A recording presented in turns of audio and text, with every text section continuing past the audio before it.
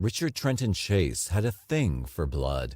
He also had a fear of disintegrating. He would hold oranges on his head, believing vitamin C would be absorbed by his brain via diffusion. Chase also believed that his cranial bones had become separated and were moving around, so he shaved his head to be able to watch this activity. Born May 23, 1950, he liked to set fires as a child and to torment animals. He had a sister, 4 years younger, and his father was a strict disciplinarian who bickered constantly with his wife. By the time Richard was 10, he was killing cats. As a teenager, he drank and smoked marijuana, getting into trouble several times but showing no shame over it. He dated several girls, one of whom reported that Rick was unable to perform sexually because he could not keep an erection. This problem bothered him, and when he was 18, he went to see a psychiatrist. He learned that a root cause of impotence was repressed anger. The psychiatrist also thought he might be suffering from a major mental illness, but did not suggest he be committed. After he moved out of his parents' home, he went through a series of roommates, many of whom reported his bizarre behavior and heavy drug use. Even the few friends he had considered him weird. Once he nailed shut his bedroom closet door because people were invading his space from in there. He was preoccupied with any sign that something was wrong with him, which held true throughout his adult life, and he once entered an emergency room looking for the person who had stolen his pulmonary artery. He also complained that the bones were coming out through the back of his head, that his stomach was backward, and that his heart often stopped beating. Another psychiatrist diagnosed him as paranoid schizophrenic, but thought he might actually be suffering from drug-induced toxic psychosis. He was put under observation for 72 hours, and it was recommended that he stay, but he was allowed to leave whenever he wanted without obtaining permission. Eventually, he was released. His life grew increasingly slovenly, and he submersed into hypochondria and drug abuse. He was 5'11" and weighed only 145 pounds. He lived with his mother for a while, now divorced, but believed he was being poisoned. His father made him move out and got him an apartment. Chase soon began to kill and disembowel rabbits that he either caught or bought, and to eat their entrails raw. Sometimes he would put the intestines with the animal's blood into a blender, liquefy them, and drink this concoction in an effort to keep his heart from shrinking to the point of disappearing from his body. He once injected rabbit blood into his veins and got very ill. He believed this rabbit had ingested battery acid that had seeped into his stomach, but in fact, he had a bad case of blood poisoning. Finally, he was committed as a schizophrenic suffering from somatic delusions. The doctors tried antipsychotic medications which failed to work, indicating that his psychosis may have been precipitated by his drug abuse. In 1976, he escaped and showed up at his mother's house. He was returned to the hospital, ending up at Beverly Manor, a facility for mental patients, where he earned the nickname Dracula. He often spoke about killing rabbits, and one day he was found with blood around his mouth. 2 dead birds, their necks broken, lay outside his window. The classic Renfield syndrome. Eventually, he was released and deemed no longer a danger to anyone. That's what they believed, anyway. His parents were granted a conservatorship, renewed annually, and his mother paid his rent and shopped for his groceries. Chase moved into another apartment and began to catch and torture cats, dogs, and rabbits. He killed them to drink their blood. Sometimes he stole neighborhood pets, and once he even called a family whose dog was missing to tell them what he had done to the animal. He bought guns and started to practice with them. Although he was on psychiatric medication, he remained unsupervised. His mother weaned him from the medications herself, deciding that he did not really need them. In 1977, the court awarded conservatorship expired, and his parents did nothing to renew it, leaving Chase on his own. One day he paid his mother a visit. She heard a loud noise and opened the door to see her son holding a dead cat. He threw the animal to the ground and tore it open, smearing the blood all over his face and neck. His mother failed to act and never reported the incident. On August 3rd that same year, police officers found Chase's Ford Ranchero stuck in sand near Pyramid Lake in Nevada. 2 rifles lay on the seat, along with a pile of men's clothing. Blood smears on the inside, and a blood-filled white plastic bucket containing a liver made them suspicious. When they spotted Chase through binoculars, he was nude and covered in blood. He saw them and ran, but they caught up with him and took him back to his pickup. He claimed that the blood was his. It had seeped out of him. The liver, it turned out, was from a cow. Chase soon became a fan of the Hillside Strangler, operating not far away, and he avidly read the newspaper articles about the killings. He had guns, He had a fear of other people, and he had no sense of boundaries, a lethal combination, even without his weird blood fantasies. Soon, he grew bolder. It was December 29, 1977. The man's name was Ambrose Griffin. He was 51, an engineer, and the father of 2 sons. He had been yelling at something or someone, his wife reported to homicide cops in the emergency room, and he turned and just dropped right there in front of her. She'd heard 2 odd popping noises, but had given them no thought. They had just returned from a shopping trip, and Mrs. Griffin had opened the trunk of the car and taken out the bag of potatoes. Her husband had followed with 2 sacks of groceries and had been on his way back to the car when he had dropped, presumably from a heart attack. Soon she would learn a more horrifying truth. Her husband had been shot in some sort of random drive-by attack. One of the Griffin boys reported having seen a man with a rifle walking around in their East Sacramento neighborhood. They tailed him and they called the police, but it turned out not to be their man. His gun was not the .22 caliber murder weapon. The following day, a news crew found 2 spent shell casings on the pavement near the Griffin residence. Detectives followed up on reports of a suspicious car driving around the neighborhood, but could get no clear description. On the afternoon of the Griffin shooting, a 12-year-old boy reported that a man with brown hair, seemingly in his 20s, had shot at him from a brown Pontiac Trans Am as he rode his bike. He was put under hypnosis and recalled a license plate number, 219 EEP. It led nowhere. Routine police work turned up a report from a woman who said that a shot had been fired into her home on December 27th. She lived only a few blocks from the Griffins. A search of her kitchen produced a .22 caliber slug. It proved to have been fired from the same gun that had killed Ambrose Griffin. At that point, all leads dried up. On January the 11th, 1978, Dawn Larson had a strange encounter with Chase. During the 6 months that they had been neighbors in the same East Sacramento apartment complex on Watt Avenue, she had seen him carry 3 animals into his apartment, against the rules, but had never seen those animals again. She thought him odd, but worried that he was lonely. He asked her for a cigarette. She gave him one, but he stopped her from walking away. When she gave him the rest of the pack, he let her go. Nearly 2 weeks later, on the 23rd, at 2909 Bernice Street, Jean Layton spotted an unkempt young man with longish hair strolling toward her. She watched as he tried her patio door, found it locked, and went to the windows. They too were locked, so he came back to the door. Mrs. Layton met him there, face to face. He showed no emotion whatsoever as he scrutinized her. Then he turned, paused to light a cigarette, and walked away through her backyard. Down the street, Robert and Barbara Edwards were bringing their groceries into the house when they heard a noise outside. Whoever was in there apparently heard them and started to run. They heard a window slam at the back of the house, and then, oddly, a disheveled young man came around the corner toward them.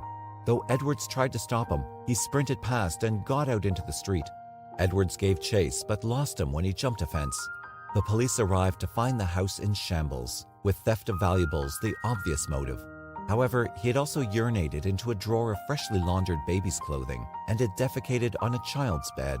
The intruder kept going, veering off his path here and there to walk across the front porches of random houses. Then he came to a tract house at 2360 Tioga Way.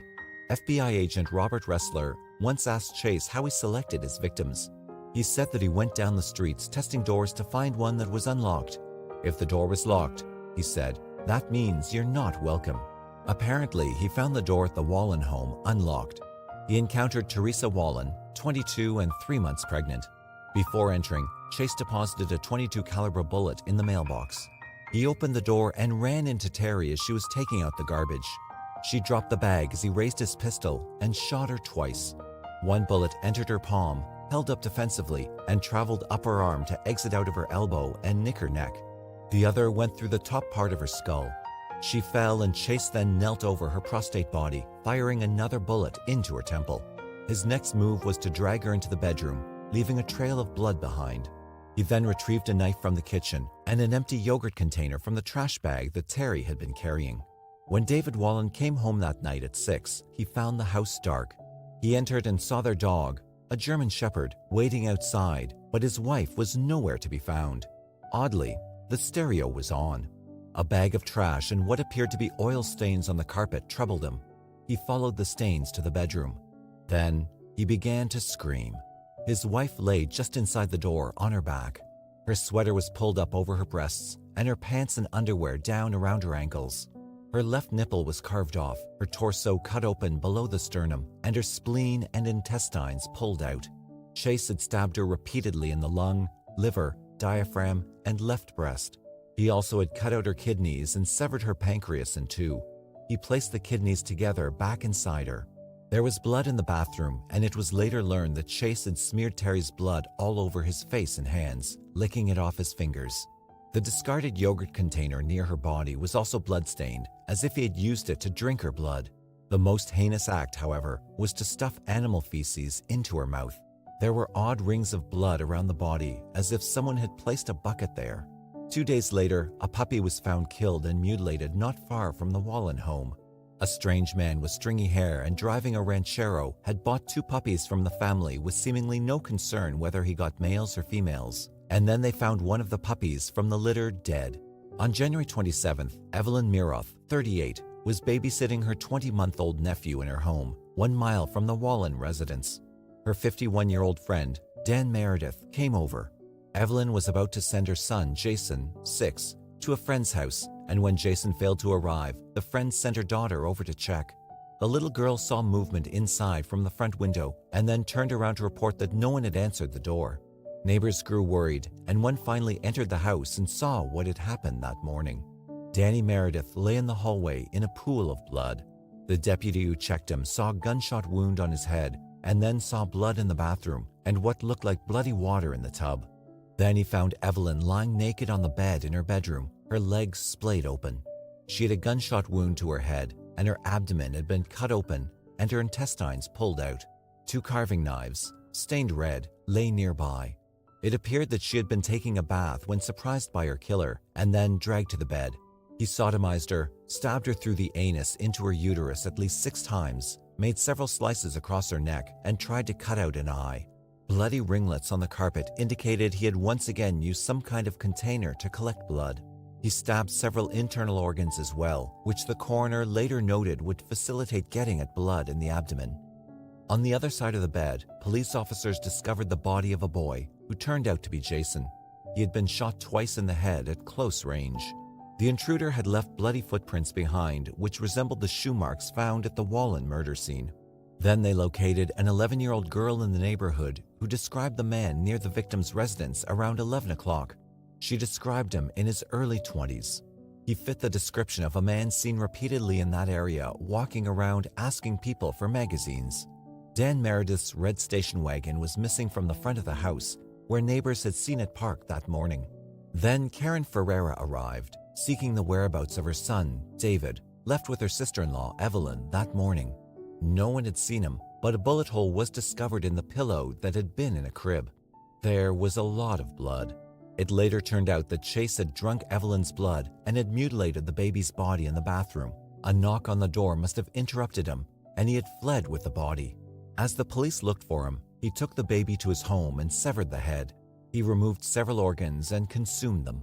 It seemed to Chase that he would get away with this brutal series of murders, but he did not realize how quickly the police were closing in. Meredith's station wagon was found abandoned not far from the murder scene, the keys still in it. There was little hope that the baby was still alive.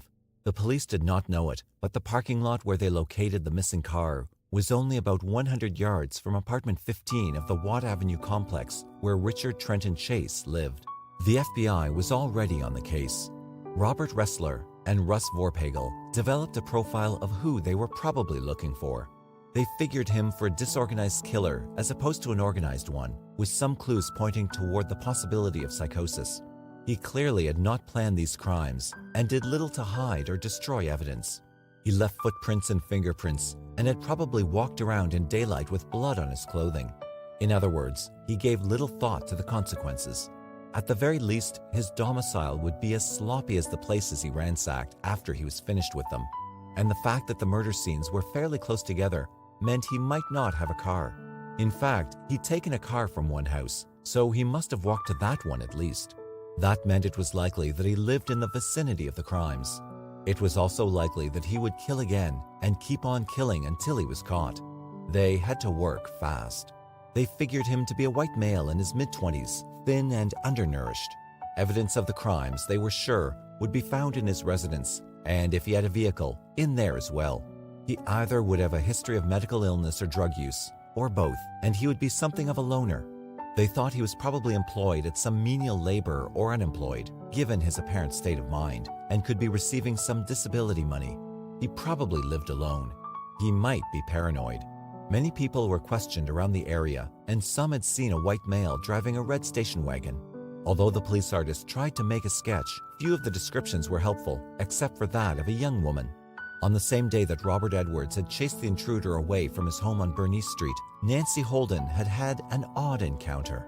She was shopping in the Town and Country Village shopping center, not far from Watt Avenue and close to the Wallen residence, when she saw a strange man approaching her who appeared to be confused.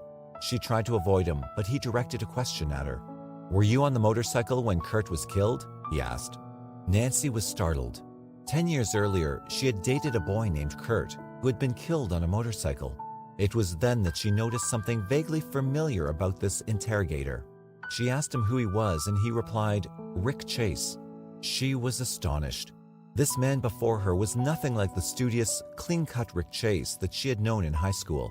She had heard he'd gotten into drugs, and looking at him now, she realized those rumors were true. He was grimy and stained, and his agitated manner made her nervous. She talked with him for a few minutes, seeking a way out, and finally got out of the store while he was still paying for something. However, he followed her into the parking lot, intent on getting a ride. She managed to get into her car, roll up the windows, lock the doors, and pull out before he could stop her. She knew she'd been rude, but she just wanted to get away. After viewing the police sketch of a disheveled man seen in the neighborhood wearing an orange ski parka, and recalling that Chase wore one that day the same color, she was sure this was the man the police were seeking. They also got another clue from the gun registration of a .22 caliber semi-automatic handgun sold in December 1977 to a Richard Chase on Watt Avenue. On January 10th, he had purchased ammunition. Then Dawn Larson, watching the news, recalled her strange neighbor. She had seen a large map of Sacramento on his wall, marked with black ink. However, she was afraid to make an enemy by reporting him. After hearing from Holden 5 days after the Wallen murder, the detectives ran a background check on Chase and found a history of mental illness, including his escape from a hospital, a concealed weapons charge, a series of minor drug busts, and his arrest in Nevada. They found his address on Watt Avenue and went out that Saturday afternoon, one day after the triple murder, to check it out. They learned from the apartment manager that Chase's mother paid his rent and that she felt her son was the victim of LSD abuse. Chase refused to let his mother into his apartment. The detectives knocked repeatedly, but Chase would not open the door. They pretended they were going to leave and then waited. Chase emerged with a box in his arms and made his way towards his car. The detectives apprehended him, but not without a mighty struggle on his part. They noticed he was wearing an orange parka that had dark stains on it, and his shoes appeared to be covered in blood. A .22 semi-automatic handgun was taken from him, which also had bloodstains on it. Then they found Dan Meredith's wallet in Chase's back pocket, along with a pair of latex gloves. The contents of the box he was carrying also proved interesting, pieces of blood-stained paper and rags. They took him to the police station and tried to get him to confess. He admitted to killing several dogs, but stubbornly resisted talking about the murders. While he was in custody, detectives searched his apartment in hopes of finding a clue about the missing baby. What they found in the putrid-smelling place was disgusting. Nearly everything was bloodstained, including food and drinking glasses. In the kitchen, they found several pieces of bone and some dishes in the refrigerator with body parts. One container held human brain tissue. An electric blender was badly stained and smelled of rot. There were 3 pet collars, but no animals to be found. Photographic overlays on human organs from a science book lay on a table, along with newspapers on which ads selling dogs were circled. A calendar showed the inscription "Today" on the dates of the Wallen and Miroth murders. And chillingly, the same word was written on 44 more dates yet to come during that year. The entire place had an ominous feeling, but at least Chase was now in custody. Evidence was gathered from Chase to compare to samples already being analyzed in the crime lab from the murder victims. There was plenty of blood on Chase's clothing, and they also took hair samples. However, when they tried to take a blood sample, he had to be restrained. They had no idea then of his intense primal fear of losing his blood.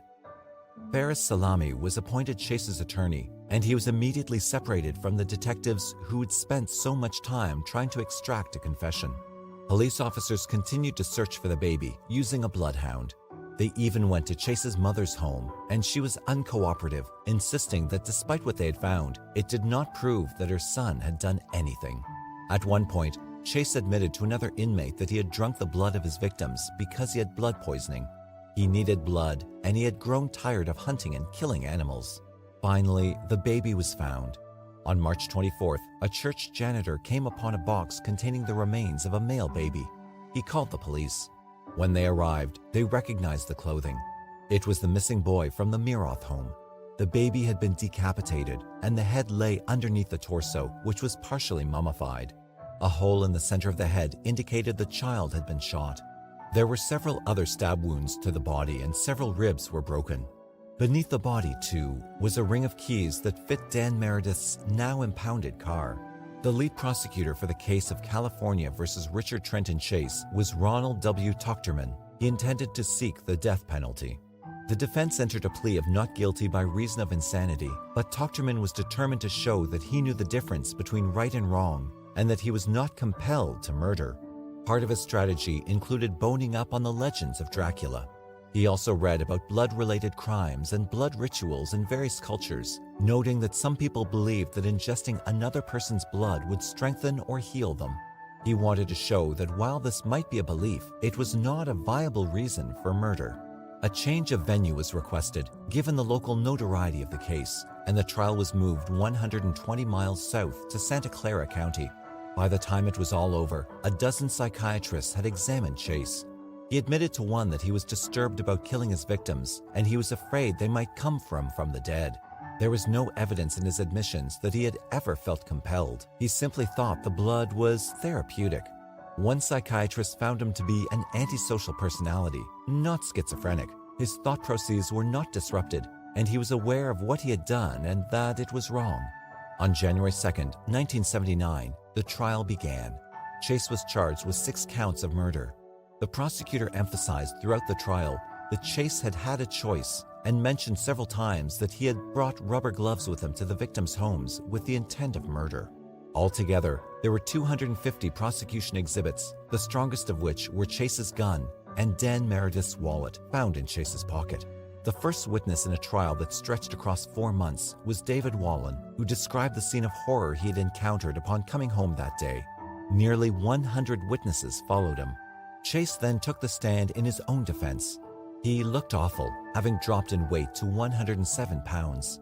His eyes were sunken and lusterless. He claimed to have been semi-conscious during the Wallen murder, and he described in detail the way he had been mistreated much of his life. He admitted to drinking Wallen's blood. He did not recall much about the second series of murders, but knew that he had shot the baby in the head and decapitated it, leaving it in a bucket in the hope of getting more of its blood. He thought the baby was something else, but did not elaborate. He thought that his problems stemmed from his inability to have sex with girls as a teenager, and he said he was sorry for the killings. The defense asked for a verdict of second-degree murder to spare Chase the death penalty since he was clearly insane and had never been given proper help. Tuchterman argued that he was a sexual sadist, a monster who knew what he was doing and who could not be salvaged. On May 8, 1978, after 5 hours of deliberation, the jury returned a verdict of 6 counts of first-degree murder. During the sanity phase, the jury found Chase legally sane after deliberating an hour. It took them 4 hours to decide that Chase should die in the gas chamber at San Quentin Penitentiary. While interviewing killers all over the country to add information about criminal psychology to their database, FBI profilers visited Richard Chase and learned about some of his oddities. Robert Ressler recounts his encounter in a book, Whoever Fights Monsters. He describes how Chase had believed in 1976 that his blood was turning to powder and that he thus needed blood from other creatures to replenish it. Nevertheless, the psychiatrists had released him, despite protests from some of the staff that he was dangerous. From the time he was arrested in Nevada in August 1977 until the murders began in December paints a clear picture of a deteriorating mind. It was after that he had killed his mother's cat and bought 2 dogs to kill. He also tormented a neighborhood family about their missing dog. He then collected articles on the Hillside Strangler. Then, in December, he acquired his gun. After the Griffin killing, he bought a newspaper and kept an editorial page about the senseless nature of that shooting. Then he bought more ammunition. He also set a fire in his neighbor's garage to drive them from the neighborhood because their music annoyed him. He told a psychiatrist that the first killing had happened after his mother would not allow him to visit for Christmas. He was just shooting his gun out the window of his car. That he had fired shots at other houses indicated it was not altogether an accident.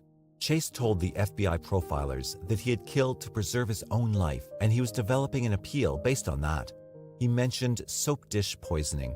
Ressler asked him what that was, and he explained that everyone has a soap dish. If you lift the soap and find that underneath it's dry, you're all right. If it's gooey, you have the poisoning, which turns your blood to powder. The powder then depletes your energy and eats away at your body.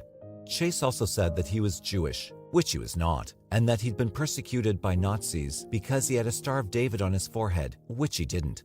He explained that the Nazis were connected to UFOs, which had telepathically commanded him to kill to replenish his blood. These UFOs followed him around, and the FBI should be able to pinpoint them by putting a radar on him. He then shoved a cup at Ressler, filled with part of a macaroni and cheese dinner. He wanted it analyzed for poison. Ressler learned that the other inmates taunted Chase and urged him to kill himself. They did not want him near them. Ressler, along with the prison mental health professionals, felt he ought to be transferred to a psychiatric hospital. Although he was sent to one for a short time, he soon returned to San Quentin. On the day after Christmas in 1980, one day short of the third anniversary of the killing spree, the guard looked in on Richard Chase. The condemned man was lying on his back in his bunk, breathing normally. He did not return the guard's greeting, which was not unusual. At 11:05, the same guard looked into the cell again. Chase was on his stomach, both legs extended off his bunk, and his feet were on the floor. His head was against the mattress, and his arms extended toward the pillow. The guard called out to Chase, who failed to move. He went in and pulled Chase off the bed. It was clear to him that the vampire of Sacramento, aka Dracula, was dead. K.P. Holmes, the coroner, was called. He searched the cell and located a strange suicide note after taking some pills. Chase had been taking a daily dose of Sinequin for hallucinations and depression, which came to his cell in a package of 3 pills. Apparently, he had hoarded the pills and then overdosed. The cause of his death was toxic ingestion. His heart was found to be normal and in good shape despite his lifelong concerns. The prison psychiatrist noted that Chase had been psychotic since the time he had entered the prison, but no one much bothered about the nature of his bizarre obsession with blood. In 1992, a movie called Unspeakable was made based on Chase as a model for the killer.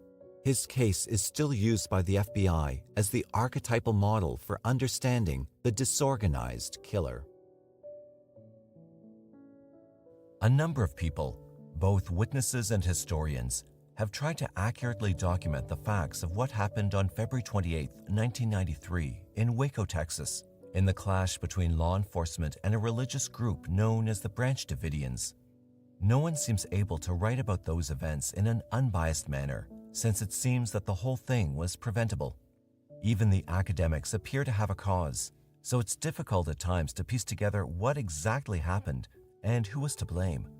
Was Koresh a manipulative psychopath who exploited an opportunity, as many FBI agents claim, or was he just a deluded religious leader whose private play was suddenly exposed on the world stage? Perhaps we'll never know. Hostage negotiator Christopher Whitcomb, writing in Cold Zero, and true crime writer Clifford Leyendecker in Massacre at Waco, Texas, both present a chronology of the facts on that momentous Sunday morning. Somewhere between 70 and 76 armed agents from the Bureau of Alcohol, Tobacco, and Firearms, the ATF, prepared to move on a group of wooden buildings outside the central Texas town of Waco. Known as the Mount Carmel Center, the place was occupied by members of an apocalyptic religious group that was led by a man named David Koresh. Rumored to be stockpiled inside was an arsenal of explosives and weapons, some of which reportedly had been illegally converted to rapid-fire automatic. That put them under ATF's jurisdiction. A UPS driver had tipped off the government when a package bound for Mount Carmel had broken open to reveal casings for hand grenades. While the group did earn money from gun sales and were legally allowed to trade in arms, it appeared that they weren't following protocol.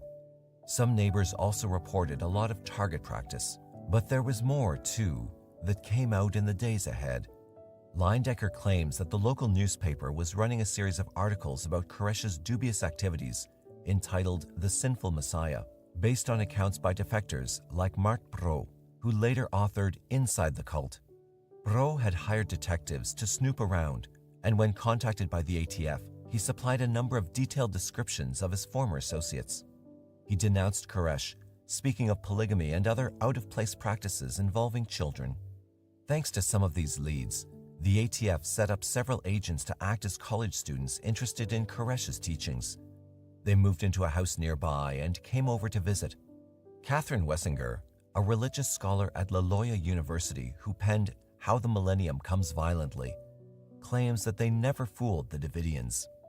Then, that February 28th morning, a reporter asked for directions from a person who was connected to the Davidians, and that person alerted Koresh.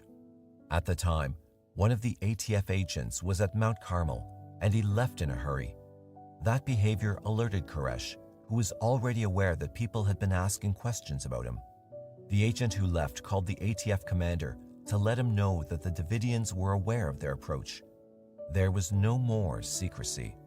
In fact, there never really had been. Since reporters either accompanied the agents or arrived before them at the target area, clearly they'd been alerted.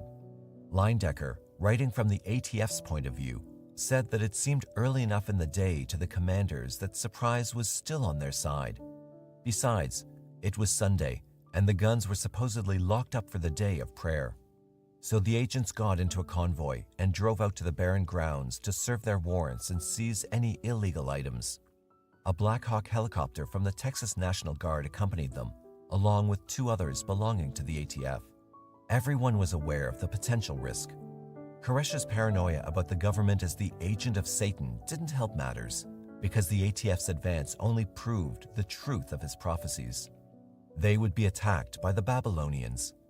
Even so, no one anticipated what actually happened. The agents hoped that this incident could be settled quickly. At nearly 10 o'clock, as 3 teams formed to enter the building, an agent went to the compound's front door and knocked. The first entry team was to be inside the front door within 7 seconds after the convoy pulled up to the compound, says Leyendecker. All the assault teams would be deployed within 13 seconds. They'd been preparing this for 8 months, and each team had an assignment: protect the children, neutralize the military force, and seize the arms. Koresh looked out from behind a steel door and learned that the agents had a search warrant. Instead of letting them in, he slammed the door, and then someone started shooting. It's not clear from which side the first bullets came, but both sides commenced a fierce gun battle. Wessinger says that the survivors of the skirmish and the subsequent standoff claim the bullets came in through the ceiling, which meant that agents in the helicopters were firing into the compound. The ATF, in several hearings afterward, says no one in the choppers fired a single shot. By some reports, agents were shooting the dogs to get them out of the way, and that's what started the deadly crossfire between the 2 groups. Women from inside who survived claim they'd placed their bodies over the children to protect them from the rain of bullets. Several agents were hit right away, and multiple shots came at the hovering choppers. One member of the team that penetrated the building was shot in the head and killed. Several who had climbed to the roof rolled off when hit. From noises inside, said agents in later hearings, it was clear that the cult had some heavy artillery. Bullets even pierced the reporters' cars, and then concussion grenades, known as flashbangs, exploded among the agents. Koresh and his crew appeared to have superior weapons. They also had the advantage of cover, while the agents were out in the open. Nevertheless, women were screaming inside and men were yelling. ATF bullets pierced the front door, behind which Koresh had been standing. Several people had been hit, including cultists firing from the tower, and 4 were wounded, while 5 were dead. Whoever had started it, both sides knew they would have to fight hard for survival. The intense skirmish continued for around 2 hours before a truce was called, allowing the ATF to remove their dead and wounded. It turned out that 20 agents had been hit, but emergency facilities were 20 minutes away. The wounded were transported, but too late for 4 men, who'd sustained mortal wounds. Wessinger claims that the count was 20 wounded and 4 dead, but FBI records indicate that 16 were wounded and 4 were dead. While the ATF waited through a tense afternoon, they arranged to make some statements over a local radio station in the hope that Koresh was listening to let him know there would be no new attacks. Yet around 5 o'clock, when 3 cultists walking outside the compound to return there from work encountered ATF agents, the shooting resumed. Agents killed one and captured one of the trio, while one got away, and officials then broadcast a request to Koresh to give up without a fight. His response was a scripture reading. Wessinger interprets his behavior within her analysis of end-times religious groups by pointing out that his ultimate concern was to obey God's will, as revealed in the Bible, in order to be included in the millennial kingdom. They had believed that day to be imminent and had armed themselves for its eventuality. Inside the buildings were over 100 people who believed in Koresh's divine gifts and his ability to dictate to them what God wished for them. Several apostates who were advising the ATF indicated that a siege could very well trigger a mass suicide like Jonestown. Nevertheless, ATF Director Stephen Higgins, as reported by Wessinger, had insisted 2 days before that a show of force against this group was necessary. Koresh quickly contacted the media and participated in several live interviews with CNN about how the ATF had endangered his flock. He emphasized the number of children who lived in the compound and said that he'd been shot and was bleeding badly. He expected to die. In fact, as Wessinger indicates, he probably interpreted this as another fulfillment of the prophecy of the Lamb being mortally wounded. By that time, the ATF was reinforced, along with local police officers, Texas Rangers, members of the FBI's Hostage Rescue Team, HRT, the FBI's Special Agent in Charge, SAC, from the San Antonio office, a bomb squad, and several U.S. Marshals. The media, too, began to pour in. Koresh released 4 children ranging in age from 3 to 6, and everyone settled in for a long night. Former Davidian Mark Bro provides a long history of the development of the Branch Davidians as an offshoot from the Seventh-day Adventist Church. He also details how Koresh rose to power and eventually took over. In the beginning, his name was Vernon J. Howell, and he was a high school dropout with the gift of the gab. The Seventh-day Adventists advocated purity of the body as the temple in which the Holy Spirit resides, so their habits of eating and drinking were strict. They believed the final battle between good and evil could happen at any time, and when it did, only a select number would witness the return of Jesus Christ and be saved. Yet some members wanted regulations to be even stricter, and from the original church, several sects formed. Within this congregation during the early 1930s, Victor T. Houteff preached about the approaching apocalypse. He was chosen by God to cleanse the church, and when his defiant dogmatism forced him out, he took several followers with him. In 1935, they purchased land outside Waco, calling it Mount Carmel Center. Then Houteff renamed his sect the Davidian Seventh-day Adventists, and when he died in 1955, his wife Florence succeeded him as the leader.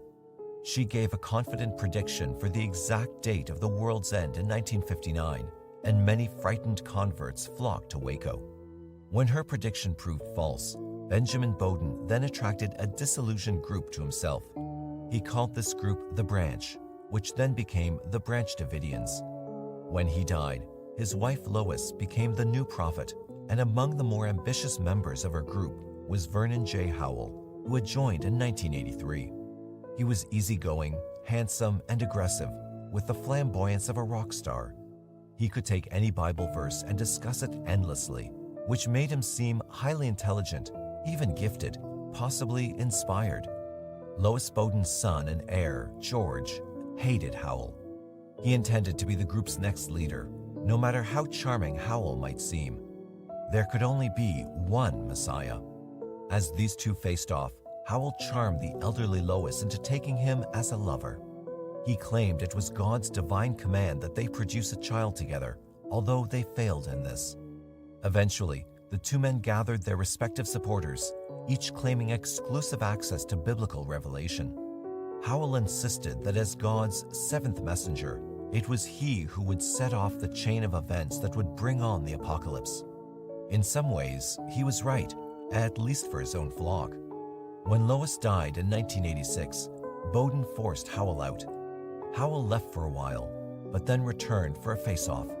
Bowden had dug up the corpse of an elderly woman to challenge Howell to raise her from the dead. So Howell tried to use this incident to get Bowden arrested. The sheriff needed proof, so Howell armed himself and took some men to enter Mount Carmel to get photographs. Bowden came at them with an Uzi, and they shot back. Surprisingly, no one was killed, but Bowden quickly went to prison on an unrelated charge, and that opened the door for Howell to take over. In a court trial, Bowden appeared to be more dangerous, especially when he had the corpse brought into the courtroom to prove his powers. Howell was acquitted of all charges, and he saw this as a sign of God's protection. Bowden left town and was later committed to a mental hospital. Now Howell was free to affirm himself as a harbinger of the Book of Revelations, who could interpret the prophecies of the 7 seals. When inspired one day by the new light, he divided husbands from wives and claimed all the women as his own. He gave each girl a Star of David, which Bro says was a symbol indicative of ownership. That cheap piece of jewelry signified that a female belonged to the exalted house of David and was destined to become a handmaiden to the Lord. The Lord, in this case, being Howell. It was important, Howell said, that as God, he had to spread his seed and create a divine army. Then he dubbed his male followers mighty men, the guards of King Solomon's bed, and they were to be his primary soldiers. It was estimated that he'd claimed at least 15 girls and women for his harem, some as young as 12. In 1990, Howell changed his name to David Koresh to bring together the concept that he was an heir to King David and that his name meant death. He dictated strict rules about how his flock should spend their days, apparently changing those rules at whim, and he preached at his flock day and night. Yet he himself was above the rules. He could eat food forbidden to them, sleep till noon, and drink alcohol. By 1992, Koresh was teaching his followers about martyrdom for the cause. At the same time, he was stockpiling food and collecting arms to defend himself against any attacks, whether from defectors or government agents, the Babylonians. While Wessinger claims that there's no evidence that the Branch Davidians were actually using the guns they were selling, they clearly had a siege mentality. The cult managed to acquire sufficient supplies, especially in terms of instant storable meals, to last a year if the need arose. According to defectors, Koresh demanded to know from members of his group how far they were willing to go in defense of the true faith. The only way to serve God was to be willing to die. He even taught the children that suicide might one day be required and showed them how to do it with cyanide or a gun. Eventually, he changed the name of Mount Carmel to Ranch Apocalypse. The first few days following the failed ATF raid, the government assembled a crisis management team to talk with the cornered Branch Davidians. In their report to the Deputy Attorney General on the events at Waco, Texas, compiled in October that year, the FBI described their crisis management program for handling situations like this. Acting quickly, they determined what resources would be needed and selected people for a team. That meant negotiators, tactical personnel, support people, local law enforcement, consultants, and liaisons with the media. Special Agent in charge Jeffrey Jamar took over, raising the hackles of the ATF, who later said they had never asked for help. By 5:00 p.m. on the second day, the FBI had a full command center operating, which they had set up at a hangar at a former air base about a mile from the Branch Davidian compound. From the first day to the last, the place was abuzz with activity. The Critical Incident Negotiation Team supervised the negotiations, using a team leader, an agent on the phone talking with someone inside the compound, secondary negotiators who handled that person's suggestions, and people to prepare the reports for the end of each day. These were kept in envelopes for anyone to read who might need information quickly. The initial communications had occurred between ATF Special Agent James Kavanaugh and David Koresh, but then Lieutenant Larry Lynch of the Waco Police Department took over, speaking mostly with Steve Schneider and Wayne Martin, Koresh's trusted lieutenants. Schneider was a disaffected Seventh-day Adventist evangelist, and Martin was an attorney. After the cult's messages to the media, the phone lines were rerouted from the compound so that anyone inside who dialed out would only get an FBI negotiator on the other end. During the second day, 3 negotiators kept up unceasing contact with 15 different members of Koresh's group, but that soon changed to contact with mostly Schneider or Koresh. Outside, the job of the hostage rescue team was to control the perimeter around the compound, for which they used different types of intimidating tanks. Christopher Whitcomb describes what it was like to be there, and he makes it clear that while the negotiators were trying to settle things peacefully, the HRT was ready for action. It was clear that the FBI's own people were working at odds with each other, and many of them knew it throughout the siege. Yet each side believed it was right. Negotiators insisted that tactical behavior only fulfilled Koresh's prophecy and strengthened his resolve, while the HRT people, with their pro-military mindset, believed that encroaching on his territory intimidated him and weakened him in the eyes of his flock. Koresh informed the FBI that he'd been hit by 2 bullets, one through the hip and one through his left wrist. He refused medical assistance. However, he did release 10 more children that day, including a baby. The FBI believed there was hope that he might eventually give up, although a psychological consultant was convinced that Koresh himself would never surrender. God was not going to prison. Then things got ugly. When Koresh realized he couldn't dial out to anyone except the FBI, he threatened more violence and hung out banners for requests for the media. Even so, he repeatedly assured anyone who asked that he had no plans for suicide. He promised to let everyone out if his message was played for the whole nation. As a show of good faith, he sent out a few more children. Also as a show of good faith, the FBI made arrangements for the broadcast on March 2nd, while U.S. Marshals prepared to take people into custody. Then they awaited the hour-long tape that Koresh was making. It arrived at 8 a.m., along with the release of 2 more children and 2 adults. As several Christian radio stations broadcast Koresh's speech, negotiators worked out the surrender logistics. Koresh was to come out first, carried on the stretcher, then Schneider was to send someone out every 2 minutes. Vehicles were put in place to pick them up. That afternoon, Koresh assured negotiators that the plan was proceeding. He just wanted to lead his people in prayer. Then at 6 o'clock, he said that God had instructed him to wait. There would be no surrender that day. However, all he offered were Bible readings and statements of resistance. According to the FBI report, they learned that things were not as they seemed. Even as Koresh had denied ideas about suicide, he had actually formed a rather insidious plan.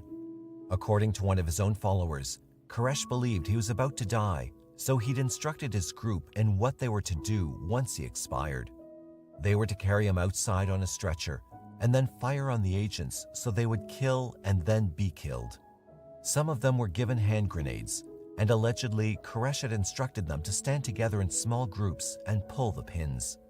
That way, they could take as many of the beast with them as possible. Everyone was to die. But then Koresh had a change of heart, perhaps because he was not dying after all. After talking about meeting in the next world, the Davidians gathered to pray and to wait for further instructions. Koresh then advised them that they should not emerge at that time because he had sinned by indulging in whiskey and prohibited food. That would effectively eliminate their salvation. The standoff continued. The next day, Koresh reiterated that his commands came from God, and he sent out 1 child with 9 puppies. Then he offered more scripture interpretations. He told the FBI that if his boss took it into his mind to punish them for what they had done, it would be the start of World War III. While the negotiators quickly grew bored of his endless hours of rambling speeches, they wanted to get as many children out as possible, so they listened patiently. Yet then Koresh indicated that his own children would not be coming out. The FBI began to realize that this man was unpredictable. The negotiators consulted with several mental health experts and religious scholars, and there appeared to be little consensus, except that Koresh was likely to be dangerous if pushed too far. Since 1993, many scholars have tried to interpret the situation in retrospect, condemning the FBI for their lack of understanding. If only they'd been educated in biblical passages, Wessinger says, they would have known what Koresh was communicating. Jane Doherty, a professor of conflict resolution, writes that a study of these religious groups indicates that a propensity towards millennial beliefs appears to be imprinted on the human psyche. The roots of a violent encounter, such as that between the ATF and Branch Davidians, are inherently interactive. The group itself would probably not become violent without the catalyst of aggression or persecution. Such groups are easy targets for normal people to demonize, and as such, the setup tends to invite a clash. One psychiatrist, Park Dietz, who came to the command center early, read through all the reports and said that Koresh appeared to have antisocial and narcissistic traits, as well as paranoid and grandiose delusions. While some appeal to the rational side of his personality might work short-term, in the long run, his psychopathology would erupt. He would become dangerous. The best approach was to validate his ideas and get him to believe that his mission had not yet been accomplished. While he warned the FBI to be consistent, it became clear to negotiators that much of the ground they gained in discussions with Koresh was lost through bad judgment. Pete Smurek, a criminal investigative analyst, wrote a report to headquarters back in Virginia that the on-site commanders were moving too rapidly toward tactical deployment. He advised backing off with the tanks. The HRT was just making the situation more volatile. For years, Koresh had been brainwashing his followers in this battle between the church and the enemy, one memo read. On February 28th, his prophecy came true. Koresh is still able to convince his followers that the end is near, as he predicted. Their enemies will surround them and kill them. It wouldn't be effective to use a traditional hostage strategy in this situation. They weren't dealing with criminals, but with a religious fanatic whose followers would do whatever he said. Even worse than the show of force was the way the FBI seemed to be punishing every good act that Koresh did. When he sent people out, Jamar did things like turn off the electricity or broadcast raucous music. Koresh was clearly annoyed by all of this, and it was no wonder that he believed that God instructed him to resist rather than surrender. They were playing against his divinity, trying to weaken him, so he was reaching for all the symbols of his power. It was a no-win situation. Even so, after the 51 days that the siege ensued, the revolving teams of negotiators kept trying to resolve things peacefully and save the largest number of people possible. The behavioral science people were well aware that the HRT and other military-minded personnel viewed them as soft, but they knew their job. Hundreds of suggestions were faxed and mailed to them every day from people all over the country, and some experts even showed up. One man from a nearby university wrote a letter to Koresh that he expected the FBI to deliver. In it, he said that Koresh was misreading the scriptures, and he pointed out several divine directives that would indicate what God was really saying. Other people wanted to be allowed into the compound to argue the Bible with Koresh. They were well-meaning, but they failed to understand the kind of person Koresh was. They believed he could simply be reasoned into a different position and then give up. A few more aggressive people even threatened to force their way in, to either help Koresh or show him the error of his ways. In fact, on separate occasions, two men managed to accomplish this. They were welcomed inside to be proselytized, and they both left before the final days. A man claiming to be Jesus' brother arrived from Florida to talk with Koresh, and another claiming to be Jesus himself said that he had to go in and set Koresh straight on who Christ really was. One well-known minister claimed that Koresh was possessed by a demon and needed an exorcism, which he offered to perform. Many of these interventions amused the negotiators, but at the same time, they were well aware that fewer people were coming out and that Koresh could remain inside with his band for quite a long time, perhaps as long as a year. He had supplies stashed away and water. The worst thing for his people was the cold nights without electricity, but so far, they were enduring that. They asked for milk for the children, which the FBI could hardly refuse. Trying to resolve things quickly, the negotiators tried to put together a strategy that relied on those things that Koresh most wanted. They knew he had won in court against Bowden, and that he appeared to be enjoying all of the sudden fame, so they worked on that angle. The ATF had attacked. They could prove it from the crime scene, and Koresh could take them to court and win. He would then draw even more followers, and the Branch Davidians would be known all over the world. They were already on the cover of the major news magazines, and the world was watching. Koresh could parlay this into something beneficial for himself and his followers. Yet, even as they said these things to him, they were aware that he knew he had some other concerns: dead ATF agents and charges of polygamy. He was likely aware that things would not go as easily as promised. Trying to get around Koresh, the FBI made tapes of the children who had come out, showing they were cared for, and urged them to appeal to their parents to join them. They sent these tapes into the compound, and each time they called the press together for a television broadcast, they turned the electricity back on so the Davidians could see what they were saying. The agents expressed concern for their safety and clarified inaccurate speculations. One other ploy was to record Koresh on the phone, and when his words seemed to undermine his preaching, they would broadcast that over a loudspeaker for the rest of the cult to hear. It was hoped that at least some of them, in particular the key lieutenants, would see the inconsistency and question their leader. Yet, on March 9th, just over a week since the siege had begun, Koresh sent out a videotape on which he and Schneider had recorded interviews with people inside the compound. Each one expressed a firm desire to remain there. They were not coming out unless God ordered them to. Ultimately, Koresh was in control. He would decide when he'd negotiate and when he wouldn't. The FBI would have to sit there and wait. On March 12th, Davidian Kathy Schroeder came out. When questioned, she denied any plans for suicide, yet when she tried calling back into the compound, she received no answer. She did admit that some people inside wanted to come out, but were afraid of Koresh. They wouldn't leave until he told them to. That message was alarming.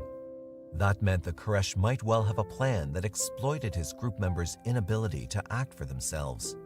At that point, Special Agent in Charge Jamar decided to shut off the electricity for good. Up until then, he'd allowed it to come on for short periods of time, but he was tired of all the dilly-dallying. This tactic angered everyone inside the compound and further annoyed the negotiators. Koresh rightly called it an act of bad faith, and Schneider said that the three people who'd been about to come out were now going to remain. A couple of days later, the tactical people placed bright lights outside the compound at night to make it difficult for those inside to sleep, and stepped up the loud music as an annoyance. Wessinger lists the kind of music used as Tibetan Buddhist chants, bagpipes, seagulls crying, helicopters, dentist drills, sirens, dying rabbits, a train, and songs by Alice Cooper and Nancy Sinatra. A rock group actually offered to come in and play music that they knew would be psychologically demoralizing, but their offer was rejected. Then the HRT drained the compound's diesel storage tanks. More adults came out, and Koresh said he would send out no one else. Then the loudspeaker system failed, much to Jamar's frustration and to the negotiators' relief, although they later got it working again. The crisis management team advised Jamar that since Koresh offered no specific time frame for surrender, the wait could be indefinite. At that point, the introduction of tear gas was mentioned. To avoid this, the negotiators made Koresh an offer. In prison, he could communicate with his followers and make a worldwide broadcast on CNN. In order to have these privileges, Koresh and his people had to leave by 10 o'clock the next day, March 23rd. Koresh rejected the deal and tore up the letter, and one more man emerged at this point. Schneider became more belligerent in his phone conversations, and many at the command center felt that something negative was building. On March 25th, the FBI sent in an ultimatum: send a minimum of 20 people out by the end of the afternoon, or they would begin to prepare for action. When no one emerged, the FBI removed motorcycles and other vehicles from in front of the compound. 2 days later, according to FBI documents, Schneider denied Koresh's self-professed divinity and hinted that the FBI might burn the building to get them out. That seemed like a rather enigmatic comment, perhaps even a hint of what was being discussed inside. Then, several days were taken up with meetings between Koresh, Schneider, and two lawyers, one of whom had been hired by Koresh's mother. Once that was settled, Koresh decided that he wanted to spend Passover in the compound. Since he was the leader of a religious group, there was no real point in arguing. The FBI gave in and waited through the Passover period. As it neared an end, Koresh announced that he would observe it for 7 more days. Passover was officially at an end, but who could argue? Once again, it was clear that he was in charge. By this time, it was clear to everyone that it was going to be one thing after another with him. He wrote and sent out several letters over the next few days that indicated he would never surrender or leave voluntarily. By April 10th, it appeared to be time to resume discussions about tear gas, and this time, the argument was presented to the newly sworn Attorney General Janet Reno. Having only recently taken up the reins, this was a difficult situation to be in. She asked for information about the gas, in particular, whether it was harmful to children. She was assured that it was not. The FBI wanted to use a substance called chlorobenzylidine malononitrile, or CS gas. They claim that it was not flammable, but other sources insist that it's highly flammable. Since the FBI did not expect flames to be present, they might have believed there was no real danger. However, inside the compound, to warm things up at night and to read, the group was using kerosene lamps. It seemed reasonable to expect that someone might have thought of that, yet clearly, no one did. Even as these discussions were underway, there were a few intermittent conversations with Koresh, who offered more of what they called Bible babble, and negotiations appeared to be stalled. Koresh was now saying that he needed time to write a manuscript on the meaning of the 7 seals, and he was at work on that now. He asked for supplies to accomplish this, and the FBI sent those in. He completed it on April 16th, yet still, he did not come out.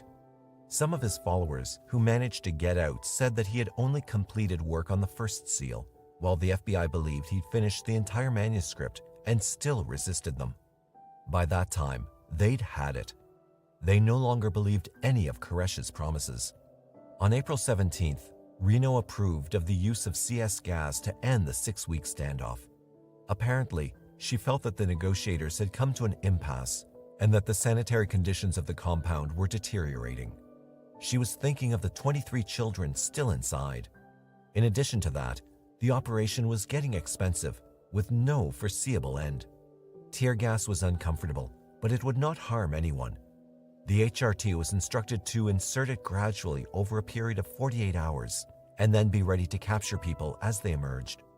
Arrest warrants were obtained for every person known to be inside, and search warrants for the compound were in hand. Teams prepared to wash gas off the children as they emerged and to get them to safety. On April 18th, tanks continued to remove vehicles from the front of the compound. Tension was high, and it was clear that Koresh was upset, especially when they moved his black Camaro. He called the command center and said, "If you don't stop what you're doing, this could be the worst day in law enforcement history." A sniper with a good view of the compound reported that someone from inside had hung a sign on a window that read, "Flames await." It was an ominous message. The negotiators weren't sure what it meant, but they suspected that Koresh had a plan. They were soon to find out. Just after dawn on Monday morning, April 19th, the FBI phoned the compound to warn those inside about what was to occur. Leyendecker provides a full description of what was said. It was not an assault, the FBI insisted, but a means of getting the Davidians to come out. This was the most uncomfortable tactic they'd used thus far, and if it didn't work, they could only resort to real aggression. Yet they believed that no one would long endure the harsh fumes of the gas. It burned the mouth, eyes, skin, and lungs to the point that any reasonable person would accept a way to escape it. 3 minutes after the initial call, 2 combat engineering vehicles approached the buildings, punched holes into the fragile walls, and began to spray tear gas through nozzles into the compound, propelled by non-combustible carbon dioxide. Nearby were an Abrams tank and 9 Bradley vehicles, while choppers flew overhead taking aerial photos. Everyone was under orders that if children were in any way endangered, the mission was to be aborted. Abruptly, the Davidians opened fire at the tanks, yet the tear gas injection continued and CS grenades were thrown in through the windows. The walls of the buildings were no match for the tanks, and large holes appeared wherever the tanks were used. Then the vehicles pulled back for an hour to reload and went at it again. The Davidians responded with more gunfire. They also tossed the telephone out the front door, a sign that all negotiations had ceased. Although survivors claimed that the tanks had broken the phone lines. At this point, if those who said they were using kerosene lamps were correct, and if the tanks had indeed knocked them over, the fires would already have started and spread. However, it would be several hours before that occurred, putting the claims into some doubt. The Texas wind was fierce that morning, which was not good for the tactical teams. The FBI continued to broadcast pleas for the Davidians to come out, hoping that at least the women with children would do so. They assured those inside that no one would be harmed, but the Davidians had already seen some of their fellow members led away in the days before in handcuffs and orange prison suits. This was yet another tactical error meant to display force. Then, just a few minutes after noon, the buildings quickly went up in flames and the fire spread fast. Agents close to the building heard gunfire, and they assumed that the people inside had decided to end it with a mass suicide. An HRT agent later claimed that he'd seen someone light a fire in front of the building, and several loud explosions inside erupted into a giant plume of black smoke that filled the sky. Helicopters flew back and forth, recording what they could, but no one knew how dangerous it might be to get close. Again, a message was broadcast over the loudspeaker that Koresh should send his people out. Only 9 emerged. One woman who came out, her clothing in flames, tried to go back in, but was caught by an ATF agent and brought to safety. Firefighters arrived, but the FBI made them keep their distance due to gunfire and the possibility of more explosions. Around 12:45, they entered the building and found numerous incinerated bodies. Most were well beyond immediate identification. The negotiators, who had worked long hours to ensure a peaceful resolution, were stunned. They had predicted something along these lines if aggression of any kind were used. Even so, they had not imagined the magnitude of what did happen. And now it was time to investigate the crime scene. For that, another team was called into action, and those agents whose work was done went home. They were aware there would be endless inquiries about how such an event could have occurred. By the end of that shocking day, 80 people were found dead, 23 of them under 17. Koresh had fathered 14 of them. While rumors spread that Koresh himself had escaped through underground tunnels, his body was later identified by dental records. He'd been shot in the head. Many of the victims had died from gunshot wounds. Over 100 firearms were eventually recovered from the scene, and 400,000 rounds of ammunition. Wessinger states that many of them were still in their plastic wrappers, apparently scheduled for shipment rather than for use, but that's an interpretation without evidence. It wasn't long before accusations were flung from both sides that the other side had started the fire, and the FBI brought to court what they felt was clear evidence that the Davidians had done it. They produced surveillance audio tapes of people inside the compound joking the day before about catching on fire. On the actual day, there were recorded commands to spread the fuel and light the torch. Yet survivors who had escaped the compound claimed there had never been a suicide plan. Still, they could not explain why Koresh refused to come out for 6 hours after the introduction of tear gas. The subsequent investigation showed that the fire had 3 points of origin, which would not have happened accidentally. One canister that had incendiary potential and that matched what the FBI was using was actually found in water, so it could not have started a fire. Yet if it was true that CS gas was flammable, then the amount pumped into the compound could easily have caught fire. The question was, what was the true source of the fire? Had the tanks knocked over oil lamps? If so, why hadn't the fire begun earlier? No one seemed to have satisfactory answers, but everyone pointed the finger, including people who were not even there. Nevertheless, it was no doubt that the initiating ATF raid was ill-planned and completely unnecessary. Koresh could have been arrested peacefully away from the compound while a search was activated. Even if the ATF firmly believed that only an element of surprise would have allowed the plan to succeed, once that surprise was lost, they should have stopped and prepared for something else. There was little evidence of awareness of what the Davidians were all about, and it was clear that a paramilitary maneuver simply to inspect some guns was overkill. In a videotape for the History Channel entitled Cults, journalist Mike Wallace sternly points out that there were many people to blame for what happened to the Branch Davidians inside the compound, not just them, and there might never be complete clarity on the issue. The ATF made another suspicious decision as well. On May 12th, less than a month after the incident, they bulldozed the site. In other words, if there were any clues remaining after the fire that might have provided information as to what took place, they were now beyond use. Most Americans afterward blamed the Branch Davidians for what had taken place. But in later years, the sentiment shifted somewhat, and some homegrown radicals decided there should be some payback. Only 2 years later, on the anniversary of the fire, Timothy McVeigh left a truck full of explosives outside the Alfred P. Murrah Federal Building in Oklahoma City, killing or injuring hundreds of workers and their children. Those who view the government the way Koresh did are unlikely to accept any explanation but one: unwarranted government persecution. David Koresh had decided that the fifth seal of chapter 6 in the book of Revelation predicted that Armageddon would occur there at Mount Carmel.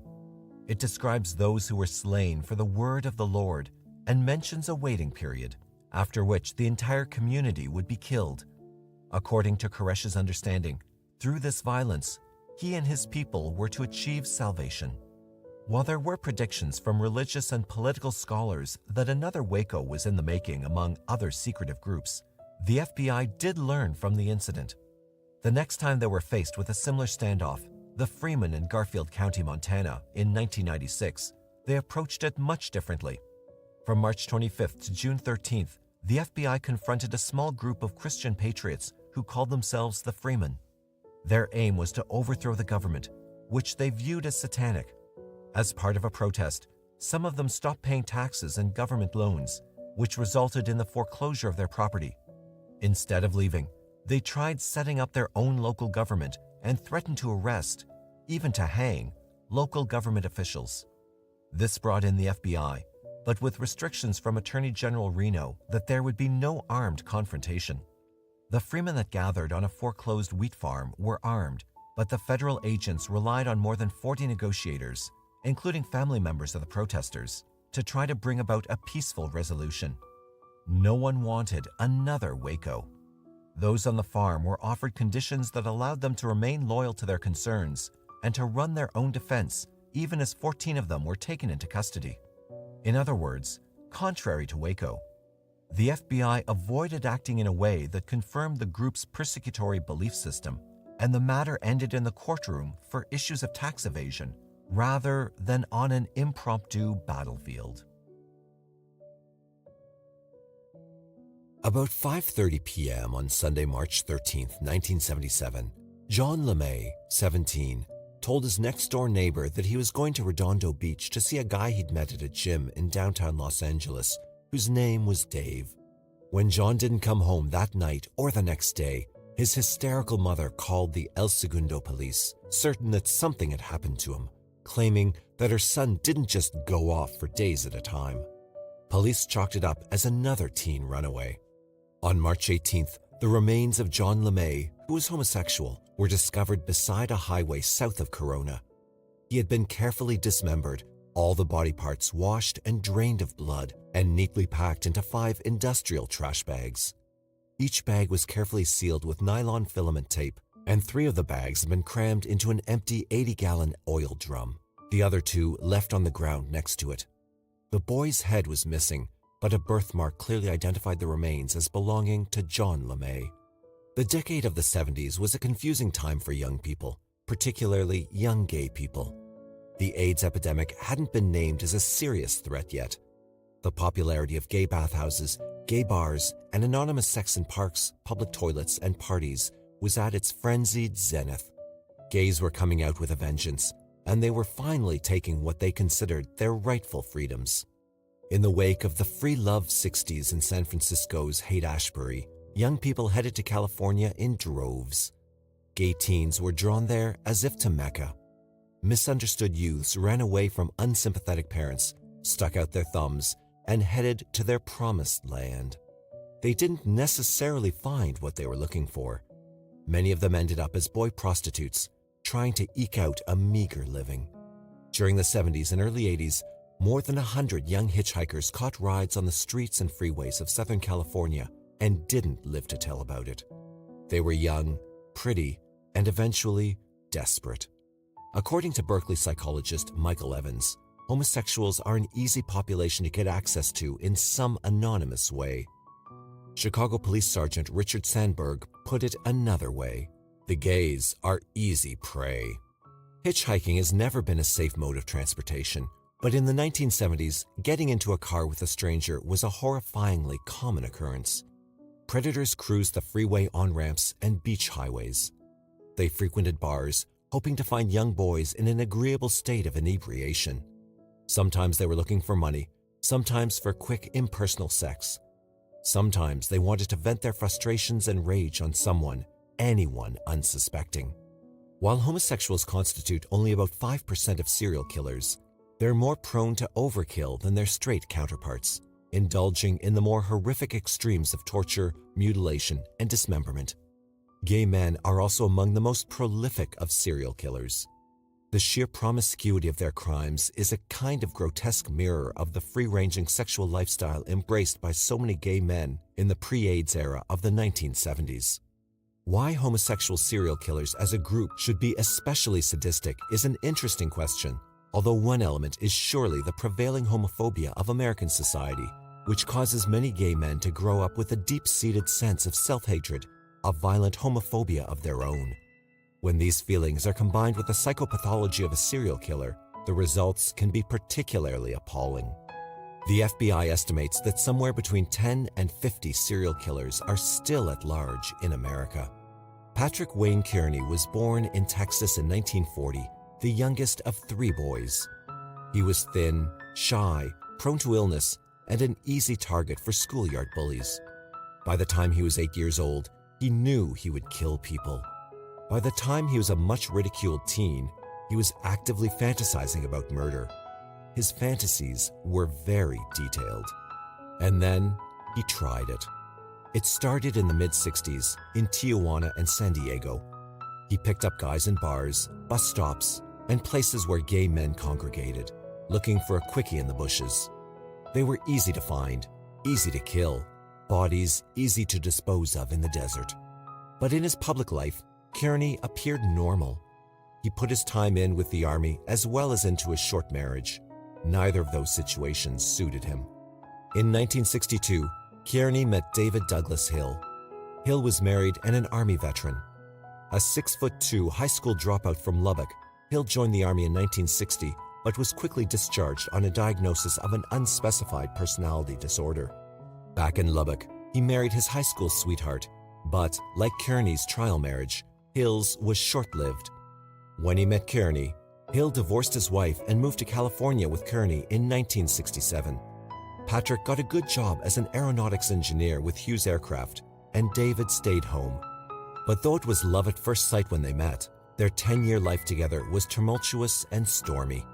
Frequently, Hill would stomp out of the house and go spend a few nights with some friends. Or he'd pick up a one-night stand out of frustration and revenge. Occasionally, he went all the way home to Lubbock, but he always returned. When Hill was gone, Kearney's impotent frustrations reached a boiling point. There was only one thing he knew that would satisfy those feelings of repressed rage. When Hill left the house after a fight, Kearney would go prowling. He'd jump in his Volkswagen and go out to pick up hitchhikers or young men from gay bars. Being of slight build, he had a surefire system of subduing his victims. He shot them in the head with a .22 caliber pistol without warning. Sometimes he'd be driving down the highway, paying strict attention to the speed limit with his left hand on the steering wheel, then shoot his victim in the passenger seat with his right.